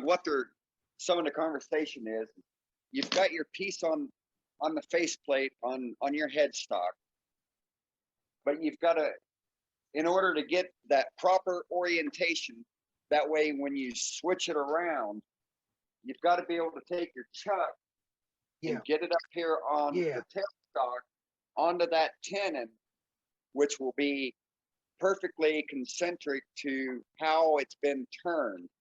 And so there's a device, mortise taper tube, that goes in your tailstock, and it screws into your chuck. Now you slide, so you're on your faceplate, you got your tenon turned and everything like that. And then from there, you slide that into your tailstock, and then bring your tailstock up onto the tenon. And now that's going to be mounted perfectly. When you flip it around. What's that thing that you just screwed in there called, Dane? I haven't ever seen that. I'm All right, sorry. Somebody find it and throw it in chat, please. So Craft Supply sells these. Okay. I believe Packard Toolworks sells them. Okay, if you have, I'm not exactly sure what it's called. The only time I use this is when I'm doing a large bowl. Dane, can I ask, the thread on the end of that you've just threaded into that chuck? Yes. Does it spin? No. Is it a live center or not? It is not live. No. I need somebody somewhere to make me one of them that's live centered. okay, I have, in my shop, I had several adapters to go onto my one-way revolving center that would thread on to do just what Martin said. I thread it on, it's a 3/4 10 thread on the inside, and the outside is my 33 whatever millimeter. And then I can spin my chuck on it. It's a little bit more hand oriented than what that is to get it to work. And then I know when I'm running my lathe, I've got positive registration. Is that correct, Martin? That's what I'm after. But I'll tell you what I want it for, Eddie, is when you do a long spindle, by trapping it between centers, the more pressure you put on, the more whip you end up with. And in my head, if you've got a chuck at each end of it, you're not putting the pressure onto it, because all you're doing is holding it. Right. And I just can't find, and that is the nearest thing that I've ever seen, Dan. That's why I jumped in. So excuse me for diving in. I think Packard Toolworks. I'll look on it for you, Martin. There's a link. There's a link in the chat. Thank you. There's a link in the chat for one. It's a rotating tailstock chuck adapter. Smash it. Rich from Oklahoma put that in the chat just now. I got mine from One Way a number of years ago.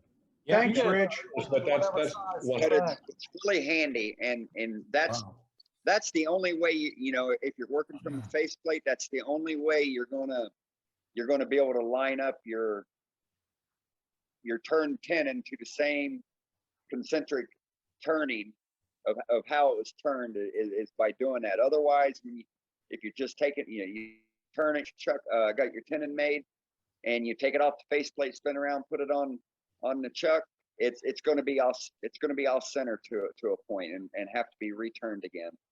So How hopefully, does the Hello. how I does would the like- faceplate I'd like- affect that? how does what? How does the faceplate affect that being off center? It Because doesn't. it's not turn, you can't flip it back into the same orientation. It's just Right. like when you got a bowl in your chuck and it pops off and you didn't mark that this particular section here goes back into jaw number 1, then it's going to be off center. It's going to be out of balance. Chucks don't necessarily hold it square and true. They Right. hold them.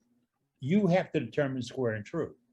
When, for example, when you're chucking something down, the wood, you could have softer wood on 3 jaws and harder wood on 1 jaw. And as you're cranking your chuck down on that tenon, 3 of the jaws are going to come in at a different angle. So if you line up one of those deeper cuts or impressions into the side that didn't go down as far, your piece is naturally going to be off balance. Doing it with a live center and adapter gives you 100% true registration, and you can watch it. You can watch it turn. You'll see it go. Same thing if you just loosen up your tailstock a slight bit. When you have that other adapter that does the spin, it will move enough for you to see positive registration. Don't make it real loose because you're going to get crazy. Right. But it'll all help to get that registration. And the turner that said, take your one-way long point, chuck, to push it in for alignment, that works too. Or your less expensive pointed chuck will point it revolving center. We'll line them up. It'll help you get registration. This is not good enough for registration. Let me add something to all of this. We're dealing with chucks that are couple $100. To get a proper chuck that's going to give you proper alignment in the metal industry, they're paying thousands of dollars for chucks. These chucks will not align stuff perfectly in line. The wood crushes, the jaws don't line back up perfectly on everything. So our goal is just get it as close as possible. You broke up, Trace. We If you didn't screw hear a that. chuck, if I screw a chuck onto a lathe, you screw a chuck onto the lathe, it's not dead center. It's going to be off a little bit because threads are not perfect. If you need to center something, you almost have to go to a Morris taper to center it. So when I go from my regular lathe to my Rose engine lathe, I use a Morris taper to go back and forth to keep it centered. I can't even just unscrew the chuck and screw the chuck on the other because it will be off center. Just the screwing on back and forth doesn't work. So I actually use a Morris taper to maintain that accuracy. So the objective here is just get as close as possible and true it back up if you have to, but once you turn it back around, if it's not off center. And, for the ornamental lathe, I have this special, I don't know whether I'm online with it or not, probably not. You are. A adapter here that allows me to adjust the angle and rotation off of it. That you can set it to 1,000th of an inch and make sure it's back on it. But it's not worth it unless you're trying to get something in a lot of detail back off of it. So, and the idea of marking, position 1 on it, what you're doing is you're saying, well, my jaws aren't perfect. I'm gonna put them back in the same non-perfect position, and that's a good way of being able to put it back in there. So just get it back in the best you can and true it back up if you have to. So. Thank you, Trace. All right, we have a couple of connections in our chat tonight about where you can find these products, not endorsements, they're in the chat. And if you want to add something to it, you can do so. Chat is absolutely loose, if I can say that. And you can add anything you wish to it. Let me mention, I want to save the chat before you leave tonight, but our master webmaster puts it on our website, puts the chat on our website, so you can go there and get it. But if you download it on your computer, it's free. It's free on our website, but you have it now, tomorrow, when you think about it and go, man, why did I get that? Okay. Let me add something else about that centering bit. You have to clean the inside of those Morris tapers once in a while, because if you've got a little dust or something in there, it'll put that live center off a little bit. And they used to, maybe they still do, make those kind of plastic Morris taper cleaners. They're a spiral thing that you put in the Morris taper and twist it by hand, and it'll get all that dust and everything loosened up. And then you should take an air compressor and blow it out. And 'Cause do I not find lube it. Do not lube it. Do not sand it. okay. Don't take a hard wire brush to it. No, you're Thank you, right. Mr. Craft Supplies used to offer those plastic cleaners for the Morris tapers. I did a video earlier this year, not knowing that they had stopped selling those, but you can still find them from different machinist groups if you really look. LittleMachineShop.com had them at one time. The green thing. Yeah, with the green green ones are thing. gone. The green weenie, the manufacturer went out of business on those. They're Yes. not out of business, but they quit making that particular item. Don't know why. Talked to the guys at Packard, and they are begging for somebody to start making them, even if they're doing a 3D print on them. But yeah, the manufacturer quit making the green weenie. There's a business opportunity for you, Doug. I don't have There a you print. go. Both feet. Jump on that sucker with both feet, dog. Yeah, All buddy. right. Dave Rhodes There's has one, got a could I mention something about the trying to line up the heads? Sure, is that Don? I have a, yes. I have a rotating head on my General. And when I line it up to its stops and then bring the tailstock point up to the headstock point, the points line up perfectly. But as a gun barrel, the head can be off 5 thou or half a degree if you want. And when you move your tailstock back to the end of the lathe and you shoot down it, you'll find out that I'm out a half an inch. And there's no way to adjust my head to get it dead square. So I had a ground shaft with a #2 Morris taper on both ends, and it's a little over 2 feet long. And by putting it in the headstock and the tailstock and locking the tailstock down first, I can true up the headstock to match and give me a straight line. So when you start doing the reversing, your bowl stays on center. And my other lathe that I have, which has a fixed head, I don't have that alignment problem. Thank you, Don. Appreciate sharing that tonight. And we're covering a lot this evening. We've got about 1/2 hour remaining, and Dave Rhodes has got a question. He put it in the chat, but Dave, can we talk? Sure. I felt I wanted to ask a question. I've never had this happen before. I'm using a piece of wood I found on the street, so to speak. It's been sitting around for quite a while. And I figured it'd be in pretty good shape. It looks good. I started turning it today, and I got down to a huge spot that had sap in it. It was about the size of a quarter and probably an 1/8 inch deep. The only reason I realized it, I suddenly realized as it was turning, I was getting these threads of something coming off the wood, and it wasn't wood.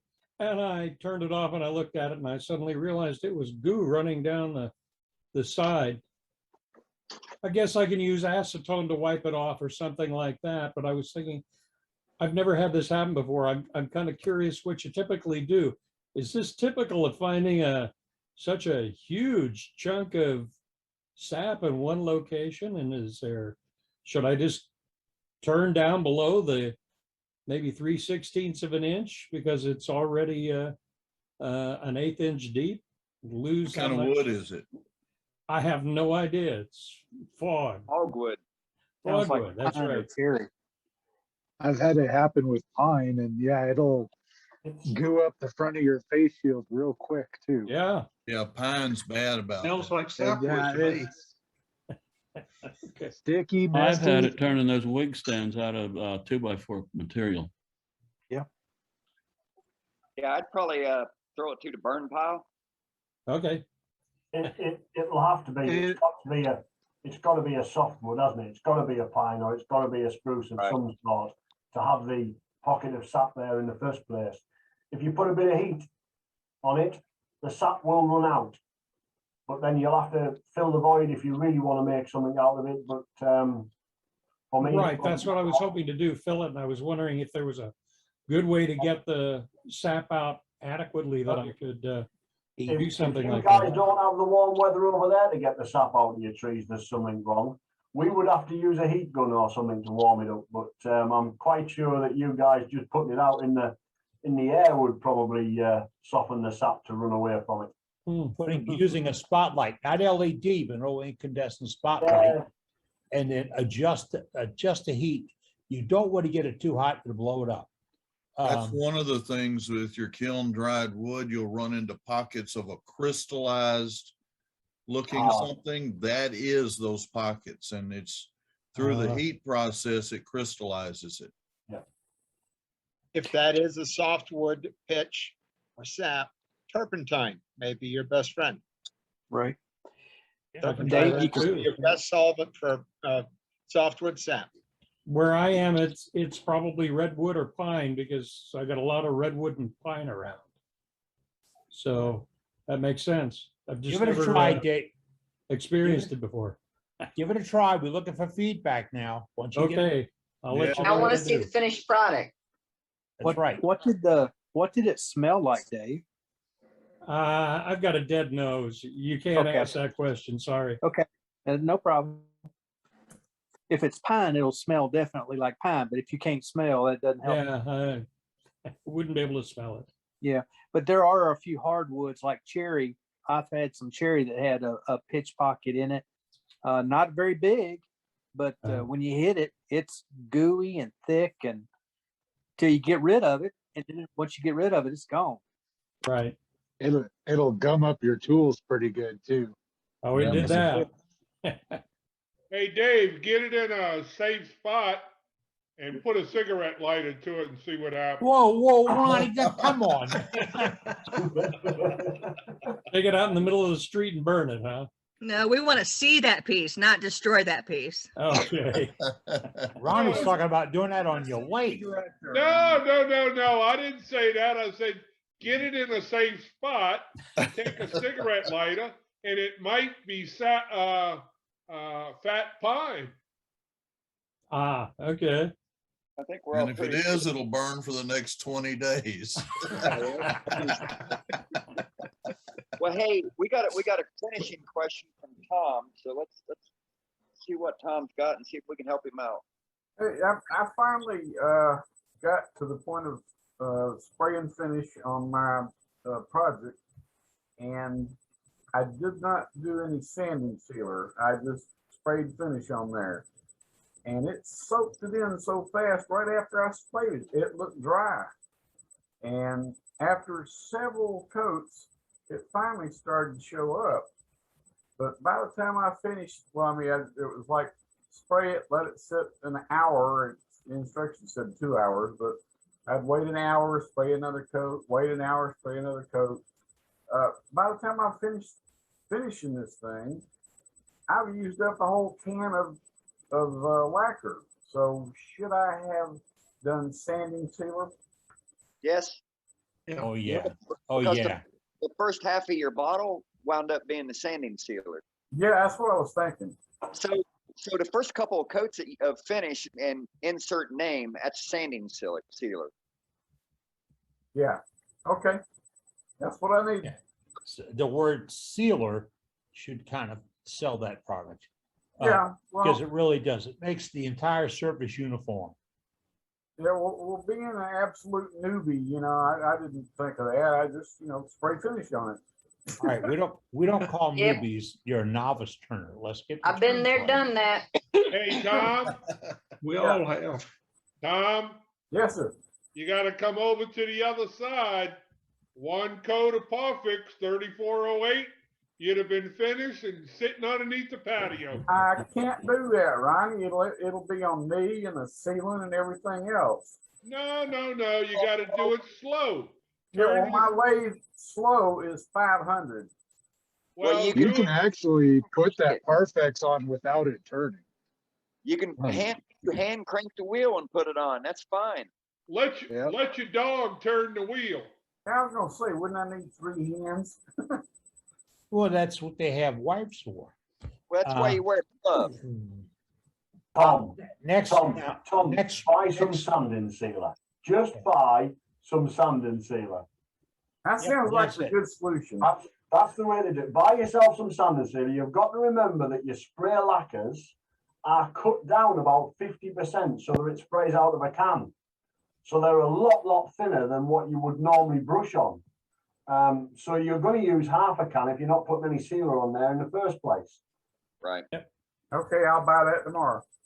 Hey, I like that stuff that starts with a D and ends with an FT. It's got an E in there someplace. That's all I use is Def spray can. Yeah, that's stuff. You know, I seen one time, I think it was on my Facebook. I don't know, maybe it was one of you guys. This guy had a lathe that did not go real slow. He ended up hooking up a barbecue grill rotisserie.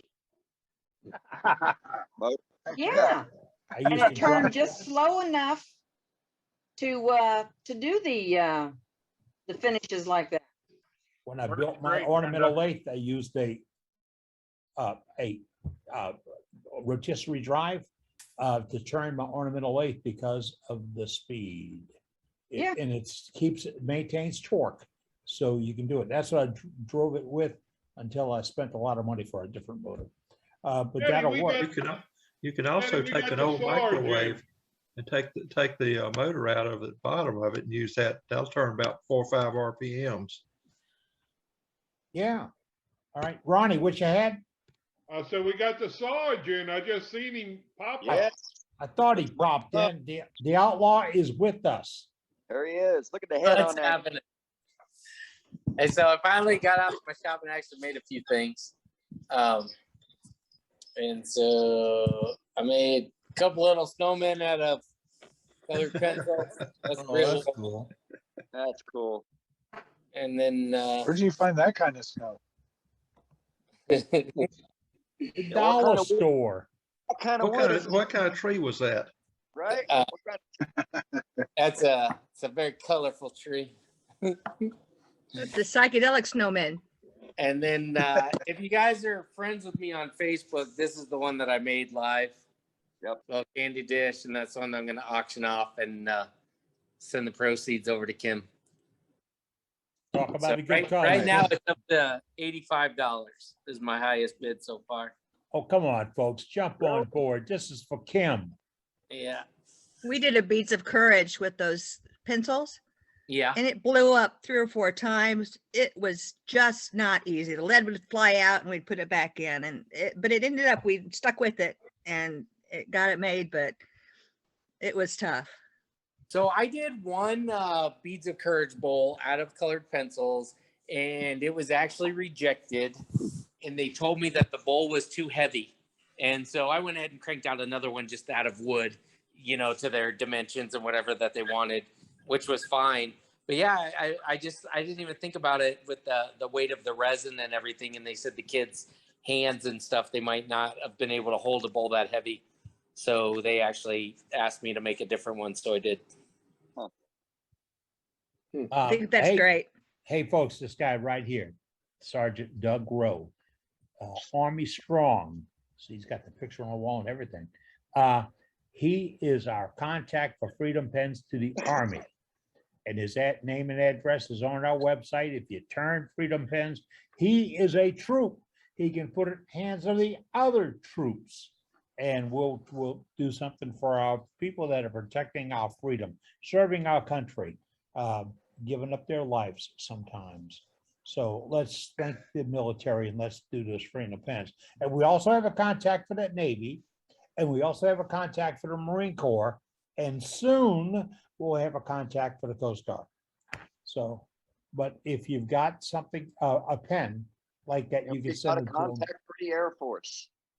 Oh, I knew I forgot him. Air Force, come on, ammo. Ammo, go ammo, go. All right. And tomato caps. Yeah, if they didn't have, if the Air Force didn't have ammo, it'd just be one ugly airline. Hey, the Air Force has given me some nice rides around this country, though. They've been good to me. Thank you, Doug. Good seeing you, sir. And your shop is beautiful. talking to you, He's in Doug. his shop. Folks, he's in the shop. Look, painted walls, ceiling, real windows, a door, all that. That's his shop. There's no sawdust on the He's gonna floor. have a new one just like that. Well, I tell you, Like, it's think come a of that long way, on Doug. the back It's wall come back a long there. way, It's Doug. not dirty yet. Looking great, brother. Oh, But you can't Yeah, find how about that anything sign yet. right there? wrong way. I may or may have not procured that sign in my wild and teen days. I won't It was talk still about. at my mom's house. She said, "Are you ever gonna come pick this sign up?" And I said, "What sign, Mom?" And I go down, I'm like, "You still have that?" Yeah, I was probably about 17, 18 when I borrowed that from a street. Yeah, so where'd you get the Circle K sign? So the Circle K sign Same was place. actually given to my brother by an elderly couple. I don't know where they'd gotten it from, and then my brother Okay. gave it to me. So I don't know the true history behind that sign, other than it is the real deal. I modified it and put a lamp in the back, but I did open it all up, and you can see where the light bulbs used to be in it, and the original wiring and everything's still in there. Right. Thank So you, do you know Doug. what street corner the other sign came off of? Yeah, So the the one that had that big. sign was somewhere down in South Scottsdale near some nightclubs. Y'all can tell. There's a sign there where that great big wreck was. To say where the accidents were, where all the accidents were. Thank you, Doug. Good seeing you this evening. You bet. In about 15 minutes, we're gonna call a night, pull the plug on this thing and get going. I'd like to see if you got questions or gallery. It's been an interesting evening. We popped in with a demonstration tonight, popped in with one. And thanks, Trace, for doing that. And that's why we meet each week. And you can be part of this, remember. And I think the best part about it, it's all free. So who we got, Dane? Well, I guess I'm gonna come up here and show off some tops that I made. Let me spin myself around. Hey, Brenda, pay attention. These are tops. Yeah, I know. I've done Yes. seen. And he's spinning himself around too. Yeah, I know. Yeah, let's get a spot. Making me dizzy. All right, so Oh, here's slow the camera down. Huh? Slow the camera down. Yeah, you Get closer. Gotta take your Want time. to see him from the side. So here's There you one. go. I use my Sorby spiraling tool to texture the bottom. There's one. They're all made out of apple. The dyeing was using Sharpies. I think some of y'all saw my pictures of my daughter doing the dyeing of them. And I'll spin them here in a minute. What are they sprayed That was a with? picture of you with hair. So that is a 50-50 mix of Veraphane poly oil and spar varnish, totally coated, and used the drip method.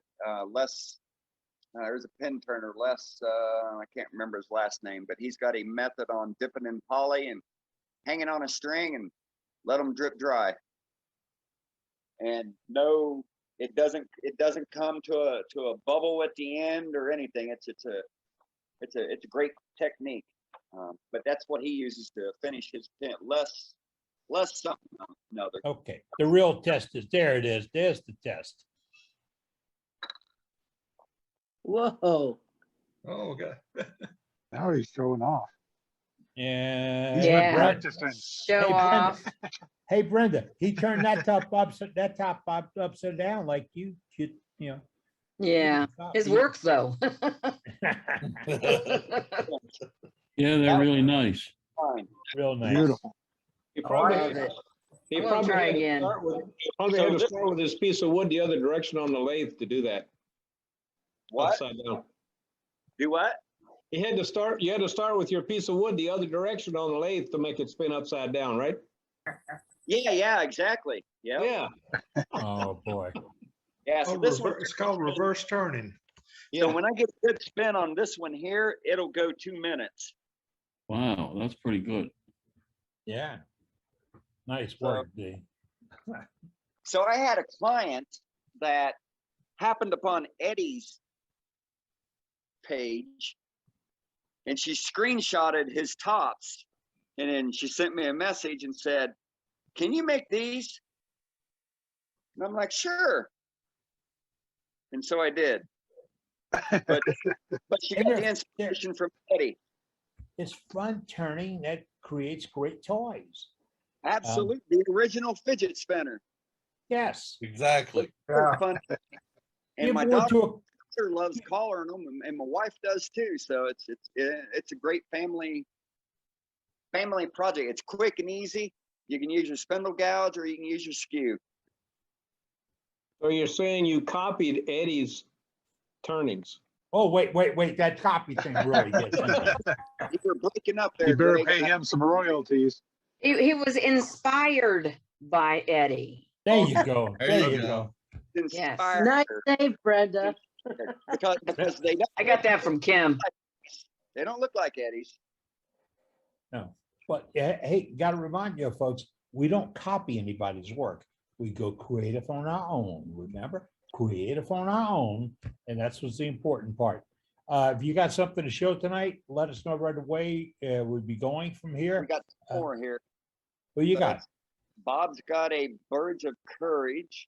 Beads of courage. Birds of courage. I want to see those things that Jason's got too. This is a beads of courage I did.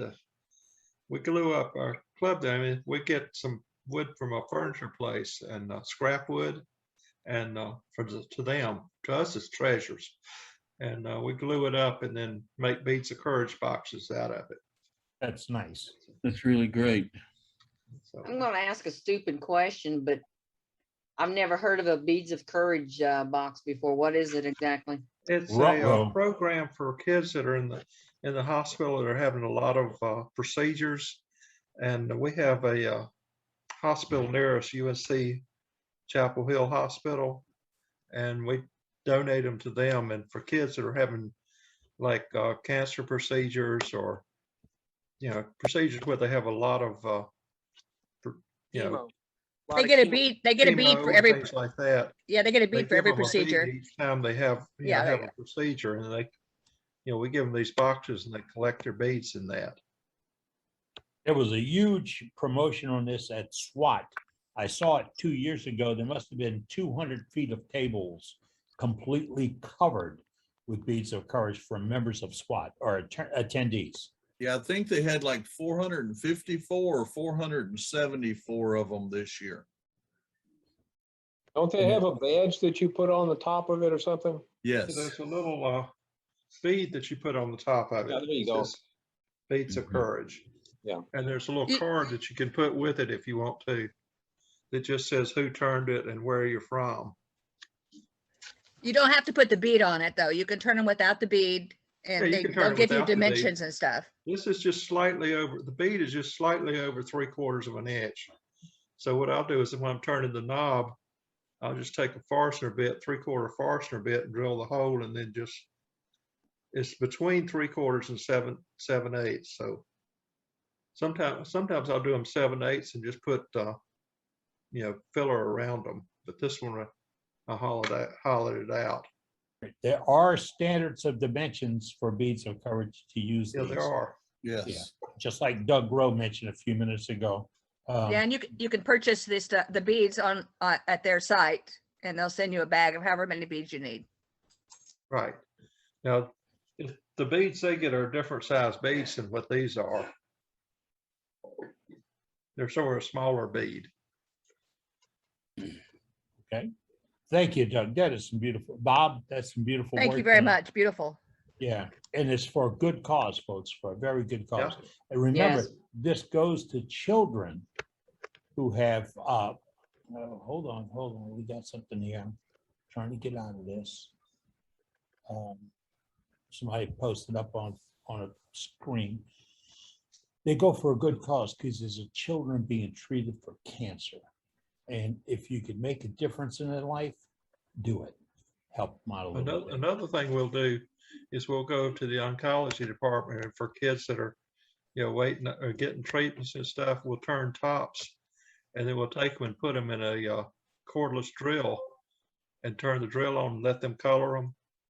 And they get all excited about coloring them when they're turning. Yeah, I guess they would. Yeah. Make a toy we can make to make a difference. That's it. That's a neat idea. Dane put a note on just now that said, if you want to understand more about what happened with Kim Tippin, who's a dear friend of ours, and an original member, go to her website. I mean, her YouTube. It's Facebook. It's no, YouTube. I'm sorry.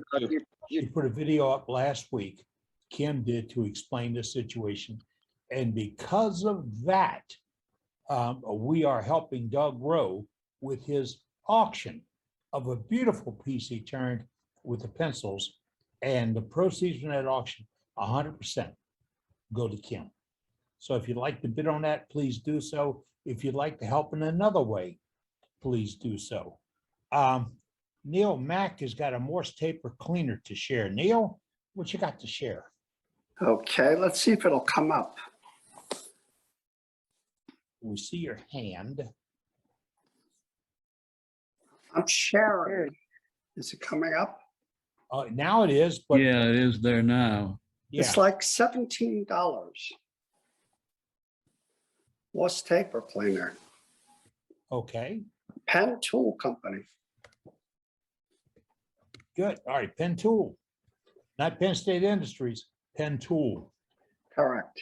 All right. Thank you, sir. Appreciate you You're sharing welcome. with us tonight. That's where we get information from the members. Do we have any last minute gallery? Wait, Jason's not last minute. You got the big guy out. He's requested. This is a requested gallery right here. We don't often do this, Jason. We're saving the best till There's last. nothing much, but I've just been messing with some little, I don't know, they're tiny little birdhouse ornaments. Those are cute. Yeah, That's what I was gonna say. Cute. Yeah, be Well, the careful with that. bottoms are turned out of a piece of pin blank, Those. so they're only about 3/4.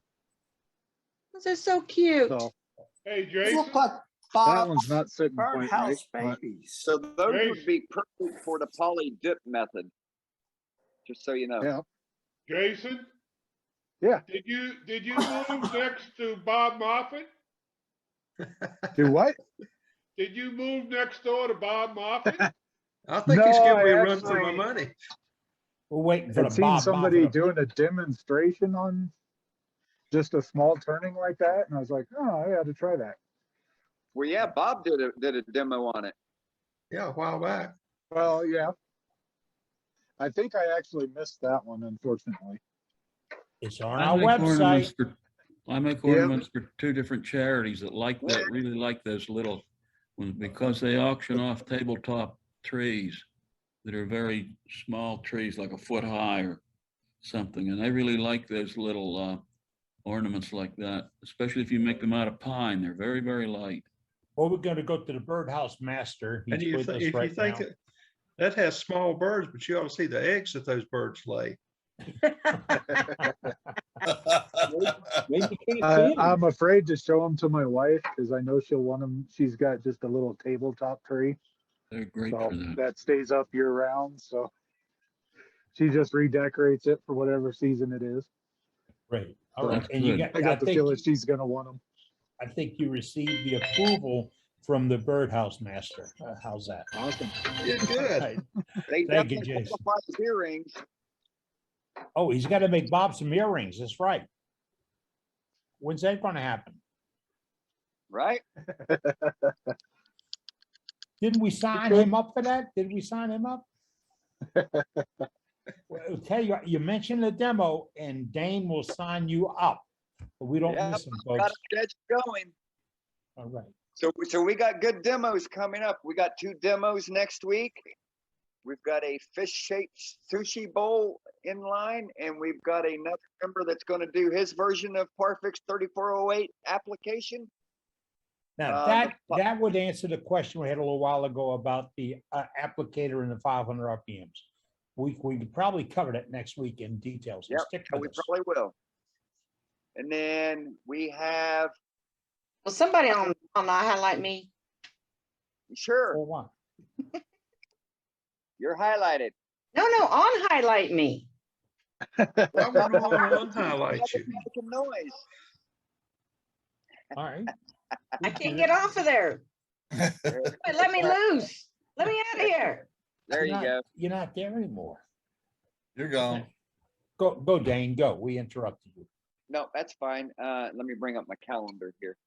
So on the 22nd, we have the Parfix 3408 demo by Kurt Kapp.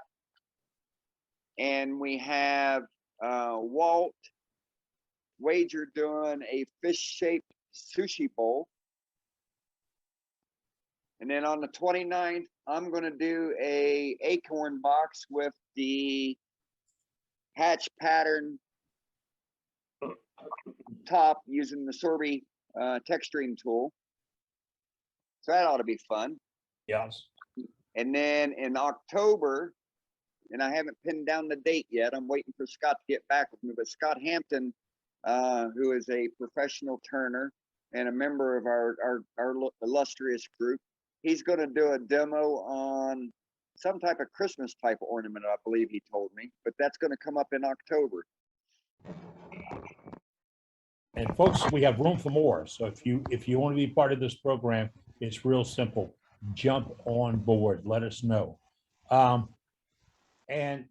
we're always looking for demonstrators, and especially new demonstrators. There's no difference on skill level or technology based being able to do it. You got an Android, you got an iPhone. All you got to do is put it in front of you. You can turn anything, and it's going to be marvelous. Yeah, and remember, it's not the end product. If you're afraid you can't show the end product, but if you can show techniques or finishes or embellishment, et cetera, et cetera, et cetera, it's all part of our world. So if you've got that to share, we want you to share it with us. Well, I'm Captain Eddie Castellet, and I thank you for joining us tonight. Formally, we pulled the plug at 9 o'clock. Informally, sometimes the chat continues, but we'll look for you again next week at 6:00 p.m. Central Time. And if you've got something to add, if you got a problem, a situation, a detail, or you just want to brag on your work, we're right here for you. Don't forget to save the chat. Save the chat. That's right. Oh, yes. I'm glad you said that. You know why? Because I hadn't saved the chat. I just did. So it's going to be, all these details are going to be in my computer tomorrow morning when I wake up. And you can do the same thing. And then go to our website, www.worldwidewoodturners.org, not the .com, but .org. And you'll find all that information on the world's greatest wood turning website. And I'm not afraid to say that because it really, really is. Thank you, everybody. Please be safe. Good night, everyone. Good night, everybody. Thanks for all the help this week, guys. Good night, everybody. Get out of the Band-Aids. Safe Y'all take turning. care. Good night, all.